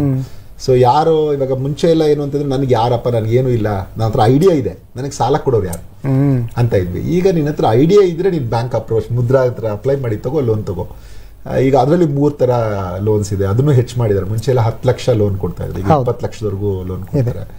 ಹಾಗಾಗಿ ಮತ್ತೆ ಶಿಶು, ಕಿಶೋರ್ ಮತ್ತೆ ತರುಣ, ನೀವು ಯಾರು ಅಂತ ನಿಮ್ಮ ಐಡಿಯಾ ಶಿಶು ಆಗಿದೆಯಾ ಅಥವಾ ತರುಣ್ ಪ್ಲಸ್ ಬಂದಿದೆ 20ಕ್ಕೆ ಬಂದಿದೆ. ಸೊ ಹಂಗಾಗಿ ನಿಮ್ಮ ಇದ್ರಲ್ಲಿ ಏನಿದೆ, ನಿಮ್ಮ ಕಲ್ಪನೆ ಶಿಶು ಆಗಿದೆಯಾ ಅಥವಾ ತರುಣನಾಗಿದೆಯಾ ಅಥವಾ ತರುಣ್ಯ ಪ್ಲಸ್ ಇದೆಯಾ, ಅದನ್ನ ನೋಡಿಕೊಂಡು ನೀವು ಲೋನ್ ಅನ್ನ ತಗೋಬಹುದು.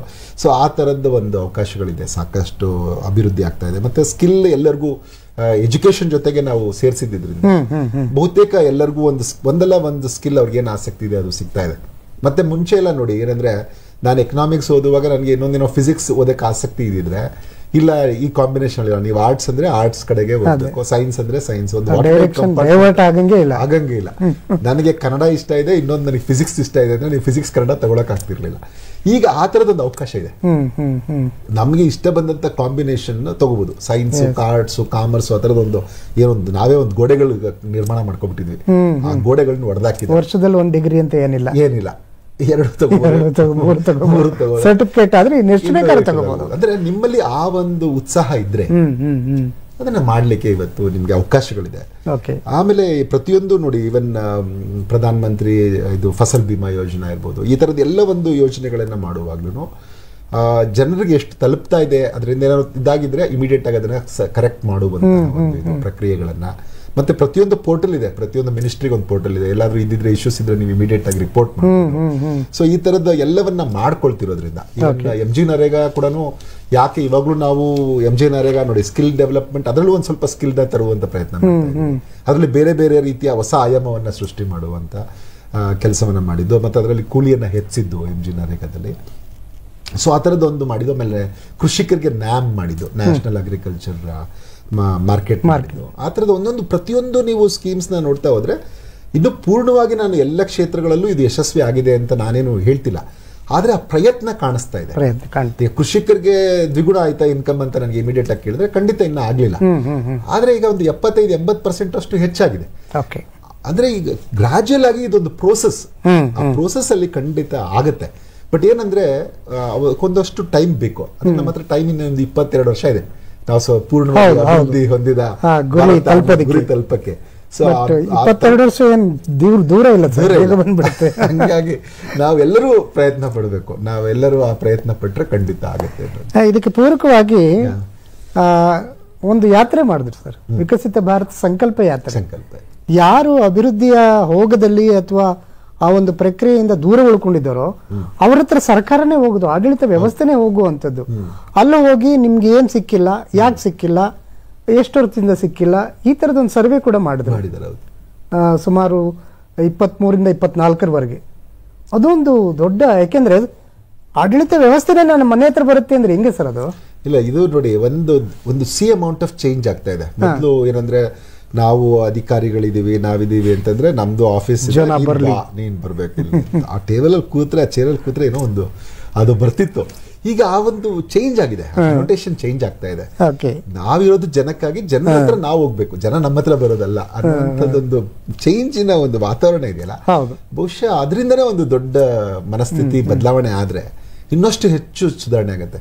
ಈಗ ಮುಂಚೆ ಇವಾಗ ನಾವು ಈಗ ಪ್ರತಿಯೊಂದು ಹಾನೆಸ್ಟಿ ಇದ್ರೆ ನಾವು ಕೊಂಡಾಡ್ತಿದ್ವಿ, ಈಗ ಕರಪ್ಟ್ ಇದ್ರೆ ಅವರನ್ನ ನಾವು ಪ್ರತಿಯೊಂದ್ ಕಡೆ ಹೇಳ್ತಾ ಹೋಗ್ತೀವಿ, ಸಹಿಸ್ಕೊಳ್ತಾ ಇಲ್ಲ. ಈಗ ಅದು ಒಂದು ನಾವಿದು ಮುಂಚೆ ಏನಂದ್ರೆ ಹಾನೆಸ್ಟ್ ಇದ್ರೆ ಒಂದು ಇವರೊಬ್ರು ಹಾನೆಸ್ಟ್ ಇದಾರಪ್ಪ ಅಂತ ಅವ್ರನ್ನ ಪೂಜೆ ಮಾಡೋ ಲೆವೆಲ್ಗೆ ಈಗ ಎಲ್ಲರೂ ಹಾನೆಸ್ಟ್ ಇರ್ಲೇಬೇಕು ನಾವು ಅನ್ನುವಂಥದ್ದನ್ನ ನೀವು ರಾಜ್ಯ ಸರ್ಕಾರ ಆಗಿರ್ಲಿ ಕೇಂದ್ರ ಸರ್ಕಾರ ಆಗಿರ್ಲಿ ಆ ಒಂದು ಅಧಿಕಾರಿಗಳಿಗೆ ಅದನ್ನ ಒಂದು ಕಟ್ಟಪ್ಪಣೆ ತರದಲ್ಲಿ ಆಗ್ತಾ ಇದೆ ಇನ್ನೂ ದಾರಿ ಸಾಗ್ಬೇಕಾಗಿದೆ ಅದ್ರಲ್ಲಿ ಬಟ್ ಅದರದ್ದು ಒಂದು ಪ್ರಯತ್ನ ಅಂತೂ ನಡೀತಾ ಇದೆ ಕ್ಲಿಯರ್ ಆಗಿ ಯಾವ್ದಾದ್ರು ನೀವು ಇದನ್ನ ಮಾಡುವಾಗ ಇವನ್ ಹೈಕೋರ್ಟ್ ಅಲ್ಲಿ ಸುಪ್ರೀಂ ಕೋರ್ಟ್ ಜಡ್ಜಸ್ ಅವ್ರ ಆಸ್ತಿಯನ್ನ ಘೋಷಿಸಿಕೊಳ್ಳುವಲ್ಲಿ ಸೊ ಪ್ರತಿಯೊಂದು ಲೆವೆಲ್ ಅಲ್ಲಿ ಮತ್ತೆ ಪ್ರತಿಯೊಂದು ನೀವು ಖಾತೆಗಳನ್ನು ಯಾವ್ದಾದ್ರು ಜಮೀನು ತಗೊಂಡ್ರೆ ಎಲ್ಲ ಆಧಾರ್ಗೆ ಲಿಂಕ್ ಮಾಡ್ತಾ ಇದ್ದಾರೆ ಆಧಾರ್ ನಂಬರ್ ತಗೋತಾ ಇದ್ದಾರೆ ಇನ್ನ ನಿಮ್ಗೆ ಅವಾಗ ಎಲ್ಲರಿಗೂ ಗೊತ್ತಾಗತ್ತೆ ಏನ್ ಮಾಡ್ತಿದ್ದಾರೆ ಇವ್ರು ಏನ್ ಮಾಡ್ತಿಲ್ಲ ಇವ್ರದ್ದು ಏನ್ ಆಸ್ತಿ ಇವ್ರದ್ದು ಅಲ್ವಾ ಇವ್ರು ಹೆಂಗ್ ಸಂಪಾದಿಸಿದ್ರು ಜಗತ್ತಿಗೆ ಗೊತ್ತಾಗ್ತಾ ಇದೆ ಹಂಗಾಗಿ ಬಾಬಾ ಸಾಹೇಬ್ ಅಂಬೇಡ್ಕರ್ ಹೇಳ್ತಾರೆ ಒಂದ್ ಕಡೆ ಹಣವನ್ನ ಯಾಕೆ ನಾನು ಗಳಿಸ್ತಿದ್ದೀನಿ ಅನ್ನುವಂಥದ್ದು ಅದರ ಕಾರಣ ದಿಂದ ನಿಮ್ಗೆ ಗೌರವ ಬರುತ್ತೋ ಇಲ್ಲ ಅದರಿಂದ ಅವಮಾನ ಆಗುತ್ತೋ ಅಂತ ನಿರ್ಧಾರ ಆಗುತ್ತೆ ಅಂತ ಹೇಳ್ತಾರೆ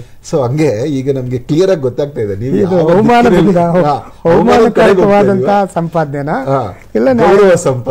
ಗೌರವಕ್ಕಾಗಿ ಸಂಪಾದನೆ ಸೊ ಆ ತರದ ದಿಕ್ಕಿನಲ್ಲಿ ಇವತ್ತು ನಾವು ಸಾಕ್ತಾ ಇದೀವಿ ಅಂತ ಅನ್ಸುತ್ತೆ ಸೊ ಒಂದು ನನಗೆ ಪಾಸಿಟಿವಿಟಿ ಕಾಣಿಸ್ತಾ ಇದೆ ಈ ನಿಟ್ಟಿನಲ್ಲಿ ಏನಾದ್ರೂ ಒಂದಷ್ಟು ಈಗ ಪ್ರಯತ್ನಗಳಾಗಿದ್ದಾವ ಸರ್ ಆಗ್ತಾ ಇದ್ದಾವ ಖಂಡಿತ ನಾನೀಗ ನೋಡಿ ನೀವು ನಾವೀಗ ಎರಡು ಮಾತಾಡಿದ್ವಿ ಒಂದು ನಮ್ಮಲ್ಲಿ ಜನ್ಧನ್ ಇರ್ಬೋದು ರೈತರಿಗೆ ಕೊಟ್ಟಂತ ನ್ಯಾಮ್ ಇರುವಂತ ವಿಚಾರದಲ್ಲಿ ಆಗಿರ್ಬೋದು ಈಗ ನಾವು ನಮ್ಮಲ್ಲಿ ಏನು ಅವಕಾಶಗಳಿದೆ ನಮ್ಮಲ್ಲಿ ಅವಕಾಶಗಳನ್ನ ಬಳಸ್ಕೊಳ್ಳುವಂತ ಕೆಲಸಗಳನ್ನ ಈಗ ನೋಡಿ ನಮ್ಮಲ್ಲಿ ಡೆಮೋಗ್ರಫಿಕ್ ಡಿವಿಡೆಂಡ್ ಇದೆ ನಾನು ಹೇಳಿದೆ ಅವಾಗಲೇ ನಾವು ಇಬ್ರು ಮಾತಾಡಿದ್ವಿ ಜನಸಂಖ್ಯೆ ಲಾಭಾಂಶ ನಾವು ಗಳಿಸಬೇಕು ಅದು 2055 ಇರುತ್ತೆ ಆ ಜನಸಂಖ್ಯೆ ಲಾಭಾಂಶವನ್ನ ಗಳಿಸ್ಲಿಕ್ಕೆ ಏನ್ ಮಾಡ್ಬೇಕು ನಾವೆಲ್ರಿಗೂ ಒಳ್ಳೆ ಶಿಕ್ಷಣ ಕೊಡಬೇಕು ಒಳ್ಳೆ ಆರೋಗ್ಯ ಕೊಡಬೇಕು ಈಗ ಆ ವಿಚಾರದಲ್ಲಿ ನೀವು ನೋಡಿದ್ರೆ ಆಯುಷ್ಮಾನ್ ಭಾರತ್ ಇರ್ಬೋದು ಆಯುಷ್ಮಾನ್ ಭಾರತ್ ಬಂದದ್ದಿರ್ಬೋದು ಹಾಗೇನೆ NEP ಬಂದದ್ದಿರ್ಬೋದು ಸೊ ಅದಕ್ಕೆ ಪೂರಕವಾಗಿ ನಿಮ್ಗೆ ಎಲ್ಲೆಲ್ಲಿ ಅಲ್ಲಿ ಬೇಕಾಗತ್ತೆ ಆ ಕ್ಷೇತ್ರದ ಅಭಿವೃದ್ಧಿ ಆಗ್ಬೇಕು ಅನ್ನೋ ಆ ಅಭಿವೃದ್ಧಿ ಮಾಡುವಂತ ನಿಟ್ಟಿನಲ್ಲಿ ಅಲ್ಲಿ ನಾವು ಕರೆಕ್ಟ್ ಆಗಿ ಕರ್ಕೊಂಡು ಹೋಗ್ತಾ ಇರ್ತೀವಿ ಈವನ್ ಇಸ್ರೋ ಪ್ರಯತ್ನಗಳು ಕೂಡ ಇಲ್ಲಿ ಸೇರ್ಕೊಳ್ತವೆ ಬಹುಶಃ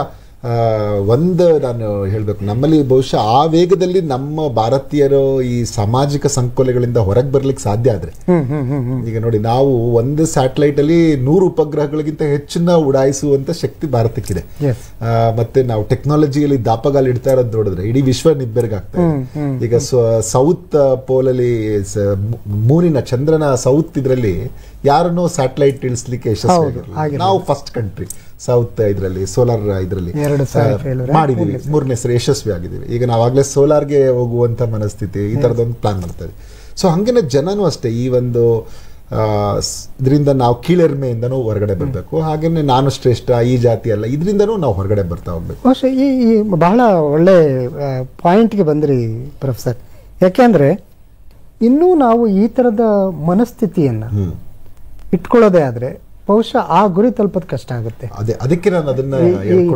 ಪ್ರಧಾನಮಂತ್ರಿಗಳು ಎಲ್ಲರೂ ಜೊತೆ ಸೇರಿ ನಾವು ಮುಂದೆ ಹೋಗೋಣ ಬನ್ನಿ ಅಂತ ಹೇಳುವಾಗ ಇಲ್ಲ ನನ್ನ ಅಪ್ಪ ಹಾಕಿದ ಆಲದ ಮರ ಇಲ್ಲೇ ಇರ್ತೀನಿ ಅಂತ ಹೇಳಿ ಅನ್ಕೊಳ್ಳುವಂತ ಮನಸ್ಥಿತಿಯಿಂದ ಹೊರಗೆ ಬರ್ಬೇಕು ಈ ತರತಮಗಳನ್ನ ಅಡ್ಡಗೋಡೆಗಳನ್ನ ದಾಟಬೇಕಾದಂತ ಪರಿಸ್ಥಿತಿ ಇದೆ ಒಬ್ಬ ಸಮಾಜ ವಿಜ್ಞಾನಿಯಾಗಿ ತಮ್ಮ ಅಭಿಪ್ರಾಯ ಯಾವಾಗ್ಲೂ ಇದರಲ್ಲಿ ನಾನು ಮತ್ತೆ ಬಾಬಾ ಸಾಹೇಬ್ ಅಂಬೇಡ್ಕರ್ ನೆನಪಿಸ್ಕೊತೀನಿ ಯಾರು ತುಳಿತಕ್ಕೊಳಗಾಗೋರು ಇರಬಾರ್ದು ತುಳಿಯೋನು ಇರಬಾರ್ದು ಎಕ್ಸ್ಪ್ಲಾಯ್ಟ್ ಮಾಡೋನು ಇರಬಾರ್ದು ಎಕ್ಸ್ಪ್ಲಾಯ್ಟ್ ಆಗಿರೋರು ಇರಬಾರ್ದು ಸೊ ಆ ತರದ ಶಿಕ್ಷಣ ನಮ್ಗೆಲ್ರಿಗೂ ಬರ್ಬೇಕು ಇಲ್ಲಿ ಏನೋ ದುರದೃಷ್ಟ ಇಷ್ಟು ದಿನ ನಮ್ಗೆ ಏನಂತಂದ್ರೆ ಶಿಕ್ಷಣ ಹೊಂದಿರೋರೇ ಹೆಚ್ಚು ಜಾತೀಯತೆಯನ್ನ ಮತಾಂಧತೆಯನ್ನ ಮಾಡ್ತಾ ಇದ್ದದ್ದು ಈಗ ಬಹುಶಃ ಆ ಒಂದು ಕರೆಕ್ಟ್ ಡೈರೆಕ್ಷನ್ ಅಲ್ಲಿ ಹೋದ್ರೆ ನಾವೆಲ್ಲರೂ ವಿಕಸಿತ ಆಗ್ತೀವಿ ಭಾರತ ವಿಕಸಿತ ಆಗುತ್ತೆ ನಮ್ಗೆ ಇನ್ನೂ ನಮ್ಮ ಬಾಳು ಹಸನಾಗತ್ತೆ ಅನ್ನೋಂಥದ್ದನ್ನ ಎಲ್ಲರೂ ಅರ್ಥ ಮಾಡ್ಕೊತಾ ಇದಾರೆ ಯಾಕೆಂದ್ರೆ ಎಲ್ಲಿವರೆಗೂ ನಾವು ಈ ಜಾತಿ ಸಂಕೋಲೆಗಳಿಂದ ಹೊರಗೆ ಬರಲ್ಲ ಭ್ರಷ್ಟಾಚಾರದಿಂದ ಹೊರಗಡೆ ಬರಲ್ಲ ಈ ನಿಧಾನಗತಿ ರೆಟ್ಟೆಪಿಸಮ್ ಇವುಗಳೆಲ್ಲ ಹೊರಗಡೆ ಬರಬೇಕು ಆವಾಗ ಭಾರತ ಸರ್ಕಾರ ಏನು ಪ್ಲಾನ್ ಮಾಡಿದೆ ನಾವು ವಿಕಸಿತ ಆಗ್ಬೇಕು ಈ ಒಂದು ಹಂತವನ್ನ ತಲುಪಬೇಕು ಅಂತ ಒಂದು ಗುರಿ ಇದೆ ಅದಕ್ಕೆ ಅವರೆಲ್ಲ ಪ್ರಯತ್ನ ಪಡ್ತಿರ್ತಾರೆ ಆದ್ರೆ ನಾನು ಇನ್ನೂ ಇಲ್ಲ ನಾನು ಶ್ರೇಷ್ಠ ಇಲ್ಲ ನಾನು ನಿಕೃಷ್ಟ ಅಂತ ಅನ್ಕೊಂಡು ಅಥವಾ ನನಗೆ ಯಾರೋ ತುಳಿತಿದ್ದಾರೆ ನನ್ಗೆ ಅವಕಾಶ ಕೊಡದೇ ಇದ್ರೆ ಎರಡೂ ತಪ್ಪೆ ಎಲ್ಲರಿಗೂ ಸಮಾನ ಅವಕಾಶ ಕೊಡಬೇಕು ಹಾಗೇನೆ ಯಾರು ತುಂಬಾ ಡಿಸ್ಅಡ್ವಾಂಟೇಜ್ ಸ್ಥಿತಿಯಲ್ಲಿದೆ ಅವ್ರನ್ನ ಎಲ್ಲರೂ ಸೇರಿ ಲಿಫ್ಟ್ ಮಾಡುವಂತ ಕೆಲಸ ಆಗ್ಬೇಕು ಅಂತದೊಂದು ಆಶಯ ಬಹುಶಃ ಸಮಾಜದ ಆಶಯ ಆಗ್ಬೇಕು ಇದನ್ನ ಯಾವುದೇ ಒಂದು ನೀವು ಬರೀ ಪಾಲಿಸಿಯಿಂದ ಆಗಲ್ಲ ನಮ್ಮಲ್ಲಿ ಆ ಬದಲಾವಣೆ ತರಬೇಕು ನಮ್ಮ ಆ ಚೇಂಜ್ ನಮ್ಮ ಮೈಂಡ್ ಇಂದ ಬರಬೇಕು ನಮ್ಮ ಮನಸ್ಥಿತಿಯಿಂದ ಬರಬೇಕು ಆವಾಗ ಬಹುಶಃ ಅಭಿವೃದ್ಧಿ ಆಗುತ್ತೆ ಬಹಳಷ್ಟು ಜನಕ್ಕೆ ಆ ಗುರಿ ತಲುಪೋದೇ ಆದ್ರೆ ನನ್ನ ಪಾತ್ರ ಏನು ನಾನೇನ್ ಮಾಡ್ಬೇಕು ಅಂತ ಅನ್ಕೊಳ್ಳೋದೇ ಒಂದು ದೊಡ್ಡ ಪ್ರಶ್ನೆ ಆದ್ರೆ ಉತ್ತರ ಇಲ್ಲೇ ಇದೆ ಇದನ್ನೇ ಮಾಡ್ಬೇಕಾಗಿರೋದು ಸರ್ ತಾಂತ್ರಿಕ ಸಮಸ್ಯೆಯಿಂದ ನಮ್ಗೆ ಇದುವರೆಗೆ ದೂರವಾಣಿ ಕರೆಗಳು ಬಂದಿರಲಿಲ್ಲ ಈಗ ಸರಿ ಹೋಗಿದೆ ಅನ್ಕೊಳ್ತೀನಿ ಅನಿಲ್ ಕುಮಾರ್ ಅವರು ಕರೆ ಮಾಡ್ತಿದ್ದಾರೆ ನಮಸ್ಕಾರ ಅನಿಲ್ ಕುಮಾರ್ ಹಲೋ ಬೀಸ್ ಎಲ್ಲ ಕೊಡ್ತಾ ಇದ್ರಲ್ಲ. ಹಾ ಸರ್ ನಮಸ್ತೆ ಅನಿಲ್ ಕುಮಾರ್ ನಮಸ್ಕಾರ, ಕೋಲಾರದಿಂದ ಕರೆ ಮಾಡ್ತಾ ಇದ್ರೆ ನಿಮ್ಮ ಪ್ರಶ್ನೆ ಕೇಳಿ. ಸರ್ ಇವಾಗ ಫ್ರೀ ಬೀಸ್ ಎಲ್ಲ ಕೊಡ್ತಾ ಹಲೋ ಸರ್ ಇವಾಗ ಫ್ರೀ ಬೀಸ್ ಎಲ್ಲ ಕೊಡ್ತಾ ಇದಾರೆ. ಹಲೋ ನಿಜವಾಗ್ಲೂ 2047 ಅಚೀವ್ ಮಾಡಕ್ ಆಗುತ್ತೆ ಅಂತ. ಸಂಪರ್ಕ ಸಾಧ್ಯ ಆಗ್ತಾ ಇಲ್ಲ. Hello hello sir. ಹಲೋ ಬಹಳಷ್ಟು ಜನ ಇವತ್ತಿನ ವಿಚಾರದ ಬಗ್ಗೆ ಫೋನ್ ಮಾಡೋರು ಇದ್ರು ಸರ್. ಇರ್ಲಿ, ಸಾಕಷ್ಟು ವಿಚಾರಗಳು ಹೋಗ್ತಾ ಇದೆ, ಅದು ನನಗೆ ಖುಷಿ. ಹಲೋ ಓಕೆ, ನಾವು ಇಲ್ಲಿ ಬಹಳ ಮುಖ್ಯವಾಗಿ ಜನ್ಧನ್ ಮುದ್ರಾ ಇದು ಒಂದಷ್ಟು ಮಹಿಳಾ ಸಬಲೀಕರಣಕ್ಕೆ, ಆರ್ಥಿಕ ಸಬಲೀಕರಣಕ್ಕೆ ಹೆಲ್ಪ್ ಆಗಿದೆ. ಆ ಮೂಲಕ ಸಾಮಾಜಿಕ ಸ್ಥಾನಮಾನನೂ ದಕ್ಕಿದೆ ಅವರಿಗೆ. ಅವ್ರಿಗೆ ವಿಶೇಷವಾಗಿ ಏನಾದ್ರೂ ಈಗ ಇವಲ್ಲದೆ ಸಬಲೀಕರಣದ ವಿಷಯಗಳಲ್ಲದೆ ಬೇರೆ ಏನಾದ್ರೂ, ಈಗ ಸೇ ಫಾರ್ ಎಕ್ಸಾಂಪಲ್ ನಾವು ಬಹಳ ವರ್ಷದಿಂದ ಮಾತಾಡ್ತಿದ್ವಿ ಅವ್ರಿಗೆ ಶಾಸನ ಸಭೆಗಳಲ್ಲಿ ಸ್ಥಾನಮಾನ ಮೀಸಲಾಗಿಡಬೇಕು ಅಂತ. ಆ ಸ್ಥಾನ ಯಾರು ತಗೊಂಡ್ಬಿಡ್ತಾರೋ, ಒಳ್ಳೆಯವರು ಪಾಲಾಗ್ಬಿಟ್ರೆ ಹೆಂಗೆ ಅನ್ನುವಂಥ ಪ್ರಶ್ನೆ. ಅದು ಈಗ ಸರ್ಕಾರ ಹೇಳಿದ್ಯಲ್ವಾ, ಈಗ ಹೊಸ ಸೆನ್ಸಸ್ ಆದ ತಕ್ಷಣ ಅದನ್ನ ಒಂದು ನಿಟ್ಟಿನಲ್ಲಿ ಪ್ರಯತ್ನ ಮಾಡ್ತೀವಿ ಅಂತ ಹೇಳಿದ್ದಾರೆ. ಒಂದೇನು ಅಂತಂದ್ರೆ ನಮ್ಮಲ್ಲಿ ನನ್ಗೇನು ಅನ್ಸುತ್ತೆ ಅಂದ್ರೆ, ಈಗ ಪೊಲಿಟಿಕಲ್ ಎಂಪವರ್ಮೆಂಟ್ ಆಗತ್ತೆ, ಅದು ಖಂಡಿತ ಆಗತ್ತೆ, ಪೈಪ್ಲೈನ್ ಅಲ್ಲಿ ಇದೆ, ಅದನ್ನ ಕಾಣಿಸ್ತಾ ಇದೆ ಕಣ್ಣಿಗೆ, ಅದು ಈಸಿಯಾಗಿ ಆಗುತ್ತೆ. ಈ economic empowerment, especially social empowerment, ಇದ್ರ ಕಡೆಗೆ ನಾವು ಬೇಗ ಕಡೆ ಹೋಗ್ಬೇಕಾಗತ್ತೆ. ಅದಕ್ಕೆ ಜನರ ಮನಸ್ಥಿತಿ ತುಂಬಾ ಕ್ರೂಷಿಯಲ್ ಅಂತ ನಾನು ಯಾವಾಗ್ಲೂ ಹೇಳ್ತಾ ಇರ್ತೀನಿ. ಒಂದು, ಯಾರನ್ನು ನಾನೇ ಎಲ್ರಿಗಿಂತ ಶ್ರೇಷ್ಠ ಅನ್ನುವ ಧೋರಣೆಯು ತಪ್ಪು. ಹಾಗೇನೆ ನಾನು ಇನ್ನೊಬ್ಬರನ್ನ ಎಕ್ಸ್ಪ್ಲಾಯ್ಟ್ ಮಾಡಿ ನಾನು ಉದ್ಧಾರ ಆಗಬೇಕು ಅನ್ನೋದು ಎಲ್ಲರಿಗೂ ಅವಕಾಶ ಇದೆ. ಅಷ್ಟು ಅವಕಾಶಗಳನ್ನ ತೆಗೆದಿಟ್ಟಿದೆ. ಮುಂಚೆ ಎಲ್ಲ ಏನು ಅಂತಂದ್ರೆ, ಕೋರ್ಸಸ್ ಏನಿದೆ ಅಂತಂದ್ರೆ ಬರೀ ಜನ ಇಂಜಿನಿಯರಿಂಗು, ಮೆಡಿಕಲ್ಲು, ಇಲ್ಲ ಇದಕ್ಕೆ ಹೋಗ್ಬೇಕು, ಸರ್ಕಾರಿ ಕೆಲಸಕ್ಕೆ ಹೋಗ್ಬೇಕು, ಇಷ್ಟೇ ಇದ್ದಿತ್ತು. ಬಟ್ ಇವತ್ತು ನೀವು ಎ ಇಂದ ಝೆಡ್ ವರ್ಗೂ ಯಾವುದಾದ್ರೂ ಆಲ್ಫಾಬೆಟ್ ತಗೊಳ್ಳಿ, ಇಲ್ಲ ಅಕ್ಷರಗಳ ಆ ಇಂದ ಇದ್ರ ಕೊನೆಯ ಅಕ್ಷರದವರೆಗೂ ತಗೊಳ್ಳಿ, ಕನ್ನಡದ ಅಕ್ಷರ ಮಾಲೆಯಲ್ಲಿ, ಅಲ್ಲಿವರೆಗೂ ನಿಮ್ಗೆ ಕೆಲಸಗಳಿದೆ, ಅಲ್ಲಿವರೆಗೂ ಕೋರ್ಸ್ ಇದೆ. ಆದ್ರೆ ನಿಮ್ಮ ಕೌಶಲ್ಯ ಅಲ್ಲಿಂದ ಅಲ್ಲಿ ತಗೋಬಹುದು. ಈಗ ಮುಂಚೆ ಎಲ್ಲ ಏನು ನಾನೇ ನೋಡ್ತಾ ಇದ್ದೆ, ಈಗ ಬರೀ ಏನು ಡಾಕ್ಟರ್ಸ್ ಇರ್ತಾ ಇದ್ರು, ಅವ್ರಿಗೆ ಅಸಿಸ್ಟೆಂಟ್ಸ್ ಇರ್ತಾ ಇದ್ರು. ಈಗ ನೀವು ಒಂದು ಎಕ್ಸ್ರೇಗೆ ಅಸಿಸ್ಟೆಂಟ್ ತಗೋಬಹುದು. ಆಮೇಲೆ ನೀವು ಬರೀ ಒಂದು ಬ್ಲಡ್ ಸ್ಯಾಂಪಲ್ ಟೆಸ್ಟ್ ಮಾಡಕ್ಕೆ ಅವನ್ಗೊಂದು ಟೆಸ್ಟ್ ಕಲ್ತ್ಕೋಬಹುದು. ಈಗ ಪ್ರತಿಯೊಂದಕ್ಕೂ ಒಂದ್ ಕೋರ್ಸ್ ನೀವು ಡೆವಲಪ್ ಮಾಡಿದ್ದಾರೆ. ನಿಮ್ಗೆ ಯಾವ್ದು ಆಸಕ್ತಿ ಇವ್ರಿಲ್ದೆ ಡಾಕ್ಟರ್ ಆಗಲ್ಲ, ಡಾಕ್ಟರ್ ಕೆಲಸ ಅಷ್ಟು ಈಗ ರೆಡಿ ಇದೆ. ಒಂದು ಎಷ್ಟು ನಾನು ಸುಮ್ಮನೆ ಹಿಂಗೆ ಪಟ್ಟಿ ಮಾಡ್ತಾ ಇದ್ದೆ ಒಂದಿನ ಕುತ್ಕೊಂಡು, 1000ಕ್ಕಿಂತ ಹೆಚ್ಚು ಉದ್ಯೋಗ ಇದು ಶಿಕ್ಷಣದ ಪಾಲ್ಗಳಿದಾವೆ. ಬರೀ ಅನಿಮೇಷನ್ ಮಾಡಿ ಇವತ್ತು ನೀವು ಒಂದು ದೊಡ್ಡ ಮಟ್ಟಕ್ಕೆ ಹೋಗ್ಬೋದು. ಪ್ರತಿಯೊಂದರಲ್ಲೂ ಒಂದು AI ಟೆಕ್ನಾಲಜಿ ಇರ್ಬೋದು. ಇವಾಗ ನಾವು ಗೀಗ್ ಎಕಾನಮಿ ಬೆಳೀತಿರೋದು ಅದೇ ಕಾರಣಕ್ಕೆ. ಬರೀ ಒಂದು ಡಿಜಿಟಲ್ ಇದನ್ನ ಬಳಸ್ಕೊಂಡು ನಾನು ಫ್ರೀ ಇದ್ದಾಗ ಕೆಲಸ ಮಾಡ್ತೀನಿ. ಆ ತರದ ಮನಸ್ಥಿತಿ, ಎಷ್ಟು ಅಭಿವೃದ್ಧಿ ಆಗ್ಲಿಕ್ಕೆ ಅವಕಾಶಗಳು ಹೇರಲು. ಸರ್ ನೋಡೋಣ, ಇನ್ನೊಂದು ಕರೆ ಬಂದಿದೆ. ಹಲೋ ಹಲೋ ಉಷಾ ಅವರೇ ನಮಸ್ಕಾರ. ನಮಸ್ಕಾರ ಸರ್. ಹಲೋ ತುಂಬಾ ಅಮೂಲ್ಯವಾದ ಮಾತಾಡ್ತಾ ಇದ್ದಾರೆ ಸರಿ. ಅಮೂಲ್ಯವಾದ ಹಲೋ ಪ್ಯಾನೆಲ್ ಎಲ್ಲ ಆನ್ ಮಾಡಿ ಸರ್. Okay, right. ದಯಮಾಡಿ ಕ್ಷಮೆ ಇರಲಿ ಉಷಾ ಅವರೇ, ನಿಮ್ಮ ಇವತ್ತು ನಿಮ್ಮ ಮಾತನ್ನ ಕೇಳಕ್ಕಾಗ್ಲಿಲ್ಲ, ಆದರೆ ನಿಮ್ಮ ಲೇಖನವನ್ನ ಓದ್ದೆ ಇವತ್ತು. ಕಂಗ್ರ್ಯಾಚುಲೇಷನ್ಸ್ ಹೇಳ್ತೀನಿ ಈ ಮೂಲಕ ಆಂದೋಲನ ಪತ್ರಿಕೆಯಲ್ಲಿ. ಓಕೆ, ಈಗ ಎಗೇನ್ ನಮಗೆ ಒಂದು ದೊಡ್ಡ ಸವಾಲು ಅಂತ ಅನ್ನೋದೇ ಆದರೆ, ಆ ಗುರಿಯನ್ನು ತಲುಪೋದಕ್ಕೆ 22 ವರ್ಷಗಳಲ್ಲಿ ಆ ಗುರಿ ತಲುಪಬೇಕು. ಸವಾಲುಗಳು ಅಂತ ನೀವು ಒಬ್ಬ ತಜ್ಞರಾಗಿ ಯಾವುದನ್ನು ಪರಿಭಾವಿಸ್ತೀರಿ? ಈಗ ಮುಖ್ಯವಾಗಿ ನಮಗೆ ಈಗ ಒಂದು ಏನಂದ್ರೆ, ಈಗ 2047ಗೆ ನಾವು ಅಭಿವೃದ್ಧಿ ಹೊಂದಬೇಕಂದ್ರೆ ಕೆಲವು, ಈಗ ನಾವು ಚರ್ಚೆ ಮಾಡಿದ್ರ ಜೊತೆಗೆ ಈಗಾಗಲೇ ರಂಗರಾಜನ್ ಅವರು ಇರ್ಬೋದು, ಅನೇಕ ಆರ್ಥಿಕ ತಜ್ಞರು ಕೆಲವು ವಿಚಾರಗಳನ್ನು ಹೇಳಿದ್ದಾರೆ. ಒಂದೇನಂದ್ರೆ, ಪ್ರತಿ ವರ್ಷ 20 ವರ್ಷ ಕನಿಷ್ಠ, ಈಗ 22 ವರ್ಷ ಇದೆ ನಮ್ಮ, ಇನ್ನು ಅದರಲ್ಲಿ 20 ವರ್ಷಗಳ ಕಾಲ ನಮ್ಮ ಬೆಳವಣಿಗೆ ದರ 7ರಿಂದ 8% ಇರಬೇಕು ಮಿನಿಮಮ್. ಆ ಬೆಳವಣಿಗೆ ದರ ಇದ್ರೆ ಮಾತ್ರ ನಾವು 30 ಟ್ರಿಲಿಯನ್ಗಿಂತ ಹೆಚ್ಚಿನ ದೊಡ್ಡ ಆರ್ಥಿಕತೆ ಆಗ್ಲಿಕ್ಕೆ ಸಾಧ್ಯ ಆಗುತ್ತೆ. ಈ ಅನಿಶ್ಚಿತತೆಗಳ ಬಗ್ಗೆ ಮಾತಾಡಿದ್ವಿ. ಇದಕ್ಕಿದ್ದಂಗೆ ಅಲ್ಲಿ ಯುಕ್ರೇನ್ ಕ್ರೈಸಿಸ್ ಇರುತ್ತೆ, ಮತ್ತೊಂದಿರುತ್ತೆ, ಇನ್ನೊಂದು ಕ್ರೈಸಿಸ್ ಇರುತ್ತೆ. ಸೊ ಇಂಥ ಎಲ್ಲ ಸಮಸ್ಯೆಗಳಿಂದ ನಾವು ಹೊರಗಡೆ ಬಂದು ಇಟ್ಕೊಂಡು, ಅದಕ್ಕೆ ಎಜೈಲ್ ಆದಂತ ಪ್ಲಾನಿಂಗ್ ಬಗ್ಗೆ ಮಾತಾಡಿದ್ದು. ಸೊ ಅವುಗಳನ್ನ ಇಟ್ಕೊಂಡು ನಾವು ಅಭಿವೃದ್ಧಿಯನ್ನು ಸಾಧಿಸೋದು ದೊಡ್ಡ ಸವಾಲು. ಅದನ್ನ ನಾವು ಮಾಡಬೇಕಾಗಿದೆ. ಆಮೇಲೆ ಈ ಎಜುಕೇಶನ್ ಕೂಡ ಸರ್ಕಾರ ಎಷ್ಟೋ ಪ್ರಯತ್ನ ಮಾಡ್ತಾ ಇದೆ. ಅಫೋರ್ಡಬಲ್ ಎಜುಕೇಶನ್ ಕೊಡ್ತೀವಿ, ಕ್ವಾಲಿಟಿ ಎಜುಕೇಶನ್ ಕೊಡ್ತೀವಿ ಅಂತ. ಆದ್ರೆ ನಾವು ಏಸರ್ ವರದಿಯನ್ನು ನೋಡಿದಾಗ ಕೆಲವು ಸರಿ ಇನ್ನೂ ಬೇಜಾರಾಗ್ತಾ ಇರುತ್ತೆ. ಇಲ್ಲ, ಇನ್ನೂ ನಾವು ಆ ಮಟ್ಟಕ್ಕೆ ಸಾಧನೆ ಮಾಡ್ಬೇಕು. ಇದರಲ್ಲಿ ನಮ್ಮ ಪಾತ್ರ ತುಂಬಾ ಇದೆ. ಶಿಕ್ಷಕರಾಗಿ ನಮ್ಮ ಪಾತ್ರ, ಅಥವಾ ವಿದ್ಯಾರ್ಥಿಗಳ ಪಾತ್ರ. ಸಮಾಜದ ಪಾತ್ರ. ಒಂದು, ಈಗ ನಾವು ಯಾವುದೋ ಒಂದು ಶಾಲೆಗೆ ಸೇರಿಸಿದೀವಿ ಅಂತಂದ್ಮೇಲೆ ಆ ಶಾಲೆಯಲ್ಲಿ ಏನಾದ್ರೂ ನಮ್ಗೆ ಇಲ್ಲ ಕ್ವಾಲಿಟಿ ಎಜುಕೇಶನ್ ಸಿಗ್ತಾ ಇಲ್ಲ ಅಂದ್ರೆ ನಾವು ಹೋಗಿ ಅದನ್ನ ಕೇಳುವಂತಹ, ಸರಿ ಮಾಡುವಂತ ಕೆಲಸವನ್ನ ಮಾಡಬೇಕು. ಅದನ್ನ ಪೋಷಕರು ಮಾಡ್ಬೇಕಾಗುತ್ತೆ. ಹಾಗೇನೆ ಒಬ್ಬ ವಿದ್ಯಾರ್ಥಿ ಹೆಚ್ಚೊತ್ತು ಅವನು ಕಳಿಯಕ್ಕಾಗ್ತಿಲ್ಲ, ಓದಕ್ಕಾಗ್ತಾ ಇಲ್ಲ, ಓದ್ತಾ ಇಲ್ಲ ಅಂತಂದ್ರೆ ಅದನ್ನ ಶಿಕ್ಷಕರು ಅವನಿಗೆ ಬುದ್ಧಿ ಹೇಳುವಂತ, ಮನೆಯಲ್ಲಿ ಅವನಿಗೆ ಪೂರಕವಾಗಿ ಆ ತರದೊಂದು ವಾತಾವರಣ ಕೊಡುವಂಥದ್ದು ಮಾಡುವಂಥದ್ದನ್ನ ಆಗ್ಬೇಕು. ಸೊ ಇವು ನನಗೆ ಒಂದು ದೊಡ್ಡ ಚಾಲೆಂಜ್ ಆಗಿ ಕಾಣಿಸ್ತಾ ಇರುತ್ತೆ. ಯಾಕೆಂದ್ರೆ ತುಂಬಾ ಬ್ರಿಲಿಯಂಟ್ ಆಫ್ ಬ್ರಿಲಿಯಂಟ್ ಯಾರಿದೆ ಎಲ್ಲಿದ್ದಾರೆ ಅಂದ್ರೆ ಇಂಡಿಯಾದಲ್ಲಿ ಇದ್ದಾರೆ ಅಂತ. ಆಮೇಲೆ ನಿಮ್ಗೆ ಅದಕ್ಕಾಗಿ ಪ್ರತಿಭಾ ಪಲಾಯನ ಜಾಸ್ತಿ ಆಗ್ತದೆ. ಎಲ್ಲರೂ ಭಾರತದವ್ರನ್ನ ಯಾಕೆ ಕರ್ಕೋತಾರೆ ಅಂದ್ರೆ ಇಲ್ಲಿ ಇದಿದ್ದಾರೆ. ನೀವು IIT-ಗಂತೂ IIT ಮಕ್ಕಳಿಗೆ ಕಾದು ಕೂತಿರ್ತಾರೆ, ಇನ್ನೂ ಅವರು ಹೊರಗಡೆ ಬರಕ್ ಮುಂಚೆ ಇದೇ ಕಾರಣಕ್ಕಾಗಿ ಕಾದು ಕೂತಿರ್ತಾರೆ. ಅಂದ್ರೆ ಅದೇ ತರ ಪ್ರತಿ ಇನ್ಸ್ಟಿಟ್ಯೂಷನ್ ಆಗ್ಬೇಕು. ಅವಾಗ ಮತ್ತೆ ಭಾರತದಲ್ಲಿ ಆ ತರದೊಂದು ವಾತಾವರಣ ಇದ್ರೆ, ನಮ್ಗೆ ಆ ತರದೊಂದು ವಾತಾವರಣ ನಾವು ಸೃಷ್ಟಿಗೆ ಆಗ್ತಾ ಇದೆ, ಬಹುಶಃ ನಾವು ಅಲ್ಲಿಗೆ ಹೋಗಲ್ಲ, ಇಲ್ಲಿ ಕೆಲಸ ಮಾಡ್ತೀವಿ ಅಂತ ಅಲ್ಲಿನವರು ಬರ್ಬೇಕು. ಸೊ ಭಾರತದವ್ರು ಮಾತ್ರ ಉಳಿಯೋದಲ್ಲ, ಅಲ್ಲಿಂದ ಈಗಿಂಗಲ್ಲಿ ಹೋಗ್ತಿದ್ದಾರೆ, ಆ ತರದ ಒಂದು ವಾತಾವರಣ ಇಲ್ಲಿ ಸೃಷ್ಟಿ ಆಗ್ಬೇಕು. ಮತ್ತೆ ನಮ್ಗೆ ಬಹುಶಃ ನಮ್ಮಲ್ಲಿ ಆ ಪಲಾಯನ ಆಗಿಲ್ದಿದ್ರೆ ಈ ವೇಳೆಗೆ ಆಗ್ಲೇ ನಮ್ಮಲ್ಲಿ ಇನ್ನೂ ಅಭಿವೃದ್ಧಿಯ ಇನ್ನೊಂದು 10 ವರ್ಷ ಮುಂದೆ ಇರ್ತಾ ಇದ್ವಿ ನಾವು. ಸೊ ಬಹುಶಃ ಮುಂದಿನ ದಿನಗಳಲ್ಲಿ ಆ ಸ್ಥಿತಿನ ನಾವು ಕಾಣ್ತೀವಿ. ನೀವು ಅಲ್ಲಿ ಹೊರಗೆ ಈಗಾಗಲೇ ನಾವು ಮುಂಚೆ ಎಲ್ಲ ನೀವು ಅಬ್ರಾಡ್ಗೆ ಹೋಗುವವ್ರಿಗೆ ಒಂದು ದೊಡ್ಡ ಲಿಸ್ಟ್ ಕೊಡೋರು, ಯಾರಾದ್ರೂ ಹೋಗ್ತಿದ್ದಾರೆ ಅಂದ್ರೆ ಇದು ತನ್ನಿ, ಅದರಿಂದ ಅಲ್ಲಿ ತನ್ನಿ, ಇಲ್ಲಿ ತನ್ನಿ ಅಂತ. ಇವತ್ತು ಯಾರು ಹೇಳಲ್ಲ, ಎಲ್ಲ ಸಿಗುತ್ತೆ, ಇಲ್ಲೇ ಆ ಕ್ವಾಲಿಟಿ ಸಿಗುತ್ತೆ. ಸೊ ಯಾಕೆ ಅಲ್ಲಿ ಹೋಗಿ ತರಬೇಕು ಅನ್ನೋಂಥದ್ದು. ಆಮೇಲೆ ಈ ಫಿಮೇಲ್ ಲಿಟ್ರಸಿ ಇವಾಗ ಜಾಸ್ತಿ ಆಗ್ತದೆ. ಲೇಬರ್ ಫೋರ್ಸ್ ಅಲ್ಲಿ ಅವ್ರದ್ದು ಸ್ಟ್ರೆಂತ್ ನ ಜಾಸ್ತಿ ಮಾಡಬೇಕು ಅನ್ನೋಂಥದ್ದು. ಈಗ ಅವ್ರದ್ದು ಪಾಲು 38% ಅಷ್ಟಿದೆ, ಅದನ್ನ 75%ಗೆ ತಗೊಂಡು ಹೋಗುವಂಥದ್ದು. ನಾರಿ ಶಕ್ತಿಯನ್ನ ಹೆಚ್ಚು ಮಾಡಬೇಕು. ಅದು ಒಂದು ದೊಡ್ಡ ಸವಾಲು ನಮ್ಮ ಮುಂದೆ ಇದೆ. ಯಾಕೆಂದ್ರೆ ಈಗ್ಲೂ ಆ ತರದೊಂದು ವಾತಾವರಣ ಅನೇಕರಿಗೆ, ಪಾಪ ಮನೆಯಲ್ಲೂ ಕೆಲಸ ಮಾಡಬೇಕು, ಕಚೇರಿಯಲ್ಲೂ ಕೆಲಸ ಮಾಡಬೇಕು. ಸೊ ಆ ಒಂದು ನಮ್ದು ಮೇಲ್ ಮೆಂಟಾಲಿಟಿ ಅದು ಇನ್ನೂ ನಾವು ಅನೇಕರು ಬಿಟ್ಟಿಲ್ಲ. ಸೊ ಅದರಿಂದ ಹೊರಗೆ ಬರುವಂತ ಕೆಲಸ ಆಗ್ಬೇಕು. ಮತ್ತೆ ಮಹಿಳೆಯರು ಅವರು ಏನ್ ಓದಿರ್ತಾರೆ ಅವ್ರಿಗೂ ಒಳ್ಳೆ ಶಿಕ್ಷಣವನ್ನ ಕೊಡ್ತಾ ಇದ್ದಾರೆ, ಈಗ ಕೊಡಿಸ್ತಾ ಇದ್ದಾರೆ. ತಂದೆ ತಾಯಿಗಳು ಆ ತರದಲ್ಲಿ ಅನೇಕ ಜನ ಬದಲಾಗಿದ್ದಾರೆ ಭಾರತ. ಸರ್, ವಾಟ್ ಅಬೌಟ್ ವಿಶ್ವವಿದ್ಯಾಲಯಗಳು ಏನ್ ಮಾಡಬೇಕು ಸರ್?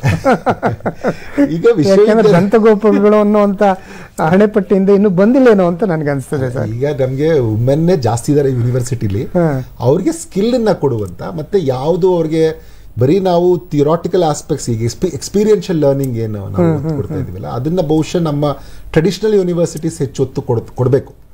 ಈಗ ಶುರು ಆಗಿದೆ, ಬಹುಶಃ ಇನ್ನೂ ಹೆಚ್ಚು ನಾವು ಒತ್ತನ್ನ ಕೊಟ್ರೆ ಆಗ ಬಹುಶಃ ನಮ್ಗೀಗ 65% ಅಷ್ಟು ವುಮೆನ್ ಯೂನಿವರ್ಸಿಟೀಸ್ ಅಲ್ಲಿ ಬರ್ತಾ ಇದೆ. ಮುಂಚೆ ಕಡಿಮೆ ಬರ್ತಾ ಇದ್ರು. ಇವಾಗ ನೀವು ಯಾವ ಡಿಪಾರ್ಟ್ಮೆಂಟ್ ನೋಡಿ ಹೆಚ್ಚು ಯಾರು ಇದ್ದಾರೆ, ಗರ್ಲ್ಸ್ ಇದ್ದಾರೆ ಅಥವಾ ವುಮೆನ್ ಇದ್ದಾರೆ. ಸೊ ಹಿಂಗಾಗಿ ನೀವು ಕರೆಕ್ಟ್ ಆಗಿ ಅವ್ರನ್ನ ಇಲ್ಲೇ ಸ್ಕಿಲ್ಡ್ ಎಜುಕೇಶನ್ ಕೊಟ್ರೆ ಮುಂದೆ ಇನ್ನೂ 75% 80% ಅವ್ರದ್ದು ಲೇಬರ್ ಫೋರ್ಸ್ ಅಲ್ಲಿ ಆಗುವ ಸಾಧ್ಯತೆ ಇದೆ. ಮತ್ತೆ ಅದಕ್ಕೆ ಬೇಕಾದಂತ ಒಂದು ಯೂನಿವರ್ಸಿಟಿಯಲ್ಲಿ ಶಿಕ್ಷಣ, ಮನೆಯಲ್ಲಿ ಅದಕ್ಕೆ ಬೇಕಾದಂತ ವಾತಾವರಣ, ಸಮಾಜದಲ್ಲೂ ಅಷ್ಟೇ. ಈಗ ನಾವು ನಮ್ಮ ಮನೆಯ ಮಕ್ಕಳು ಹೆಂಗೆ ಸುರಕ್ಷಿತವಾಗಿರ್ಬೇಕು ಅಂತ ಬಯಸ್ತೀವೋ ಹಾಗೆ ಸಮಾಜದಲ್ಲೂ ಕೂಡ ಬೇರೆಯ ಮಕ್ಕಳು ಸುರಕ್ಷಿತವಾಗಿರ್ಬೇಕು ಅನ್ನುವಂಥದ್ದು ಪ್ರತಿಯೊಬ್ಬ ನನಗೆ ಕರ್ತವ್ಯ ಅನ್ನುವಂಥದ್ದು. ಸರ್ಕಾರ CCTV ಕ್ಯಾಮ್ರಾ ಹಾಕ್ಬೋದು, ಸರ್ಕಾರ ಅದಕ್ಕೆ ಇನ್ನಷ್ಟು ಉಸ್ತುವಾರಿಯನ್ನು ಹೆಚ್ಚು ಮಾಡಬಹುದು, ರಕ್ಷಣಾ ಪಡೆಯನ್ನು ಹೆಚ್ಚು ಮಾಡಬಹುದು. ಆದ್ರೆ ಪ್ರತಿಯೊಬ್ಬರಲ್ಲಿ ನನ್ನಲ್ಲಿ ಆ ಶಿಕ್ಷಣ ಇದ್ರೆ, ನನ್ನ ಮಗಳಿನ ರೀತಿಯಲ್ಲಿ, ನನ್ನ ತಂಗಿಯ ರೀತಿಯಲ್ಲಿ ಇಲ್ಲಿ ಇನ್ನೊಂದು ಹೆಣ್ಮಗುರು ಕೆಲಸ ಮಾಡ್ತಾ ಇದೆ, ಇವಳನ್ನು ನಾನು ಯಾವ ದೃಷ್ಟಿಯಲ್ಲಿ ನೋಡಬೇಕು, ಮತ್ತೆ ಆ ತರದಲ್ಲಿ ನೋಡೋದು ತಪ್ಪು ಅನ್ನುವಂಥದ್ದು ನನಗೆ ನನ್ನ ಶಿಕ್ಷಣ ಹೇಳ್ಕೊಟ್ರೆ ಅಹಂಕಾರ ಅನ್ನುವಂಥದ್ದು ಹೋಗ್ಬೇಕು. ಅದು ಈ ತರದ ಒಂದು ಮೆಂಟಾಲಿಟಿ ನಮ್ಮಲ್ಲಿ ಕೆಲವ್ರಿಗಿದೆ, ಅವುಗಳನ್ನ ಹೋಗಿಸ್ಕೋವಂಥದ್ದು. ಆ ತರದ ಶಿಕ್ಷಣವೂ ಸಿಗ್ಬೇಕು ಸಮಾಜದಲ್ಲಿ, ಮತ್ತೆ ಸಮಾಜ ಆ ಮಟ್ಟಕ್ಕೆ ಬದಲಾವಣೆ ಆಗ್ಬೇಕು.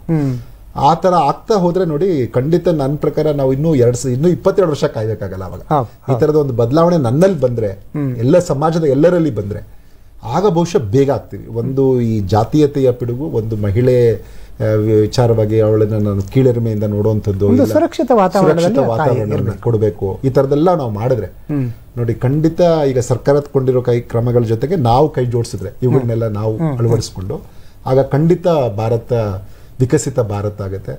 ಇಡೀ ವಿಶ್ವ ನಮ್ಮನ್ನು ಎದುರು ನೋಡ್ತಾ ಇದೆ, ಇವ್ರು ಯಾವಾಗ ಆಗ್ತಾರೆ ಅಂತ. ಅದು ಖಂಡಿತ ಯಶಸ್ವಿ ಆಗುತ್ತೆ ಅಂತ ನನಗನ್ಸುತ್ತೆ. ಎಸ್, ವಿಕಸಿತ ಅಂದ್ರೆ ಇನ್ನೇನಲ್ಲ, ಅಭಿವೃದ್ಧಿಯ ಭಾರತ, ಅಭಿವೃದ್ಧಿಯ ವಿಶ್ವದ ಭೂಪಟದಲ್ಲಿ ಅಭಿವೃದ್ಧಿಯ ಎತ್ತರದ ಸ್ಥಾನದಲ್ಲಿ ಭಾರತ ಇರಬೇಕು ಅನ್ನುವಂಥದ್ದು ಈಗಿನ ಕೇಂದ್ರ ಸರ್ಕಾರದ ಉದ್ದೇಶ.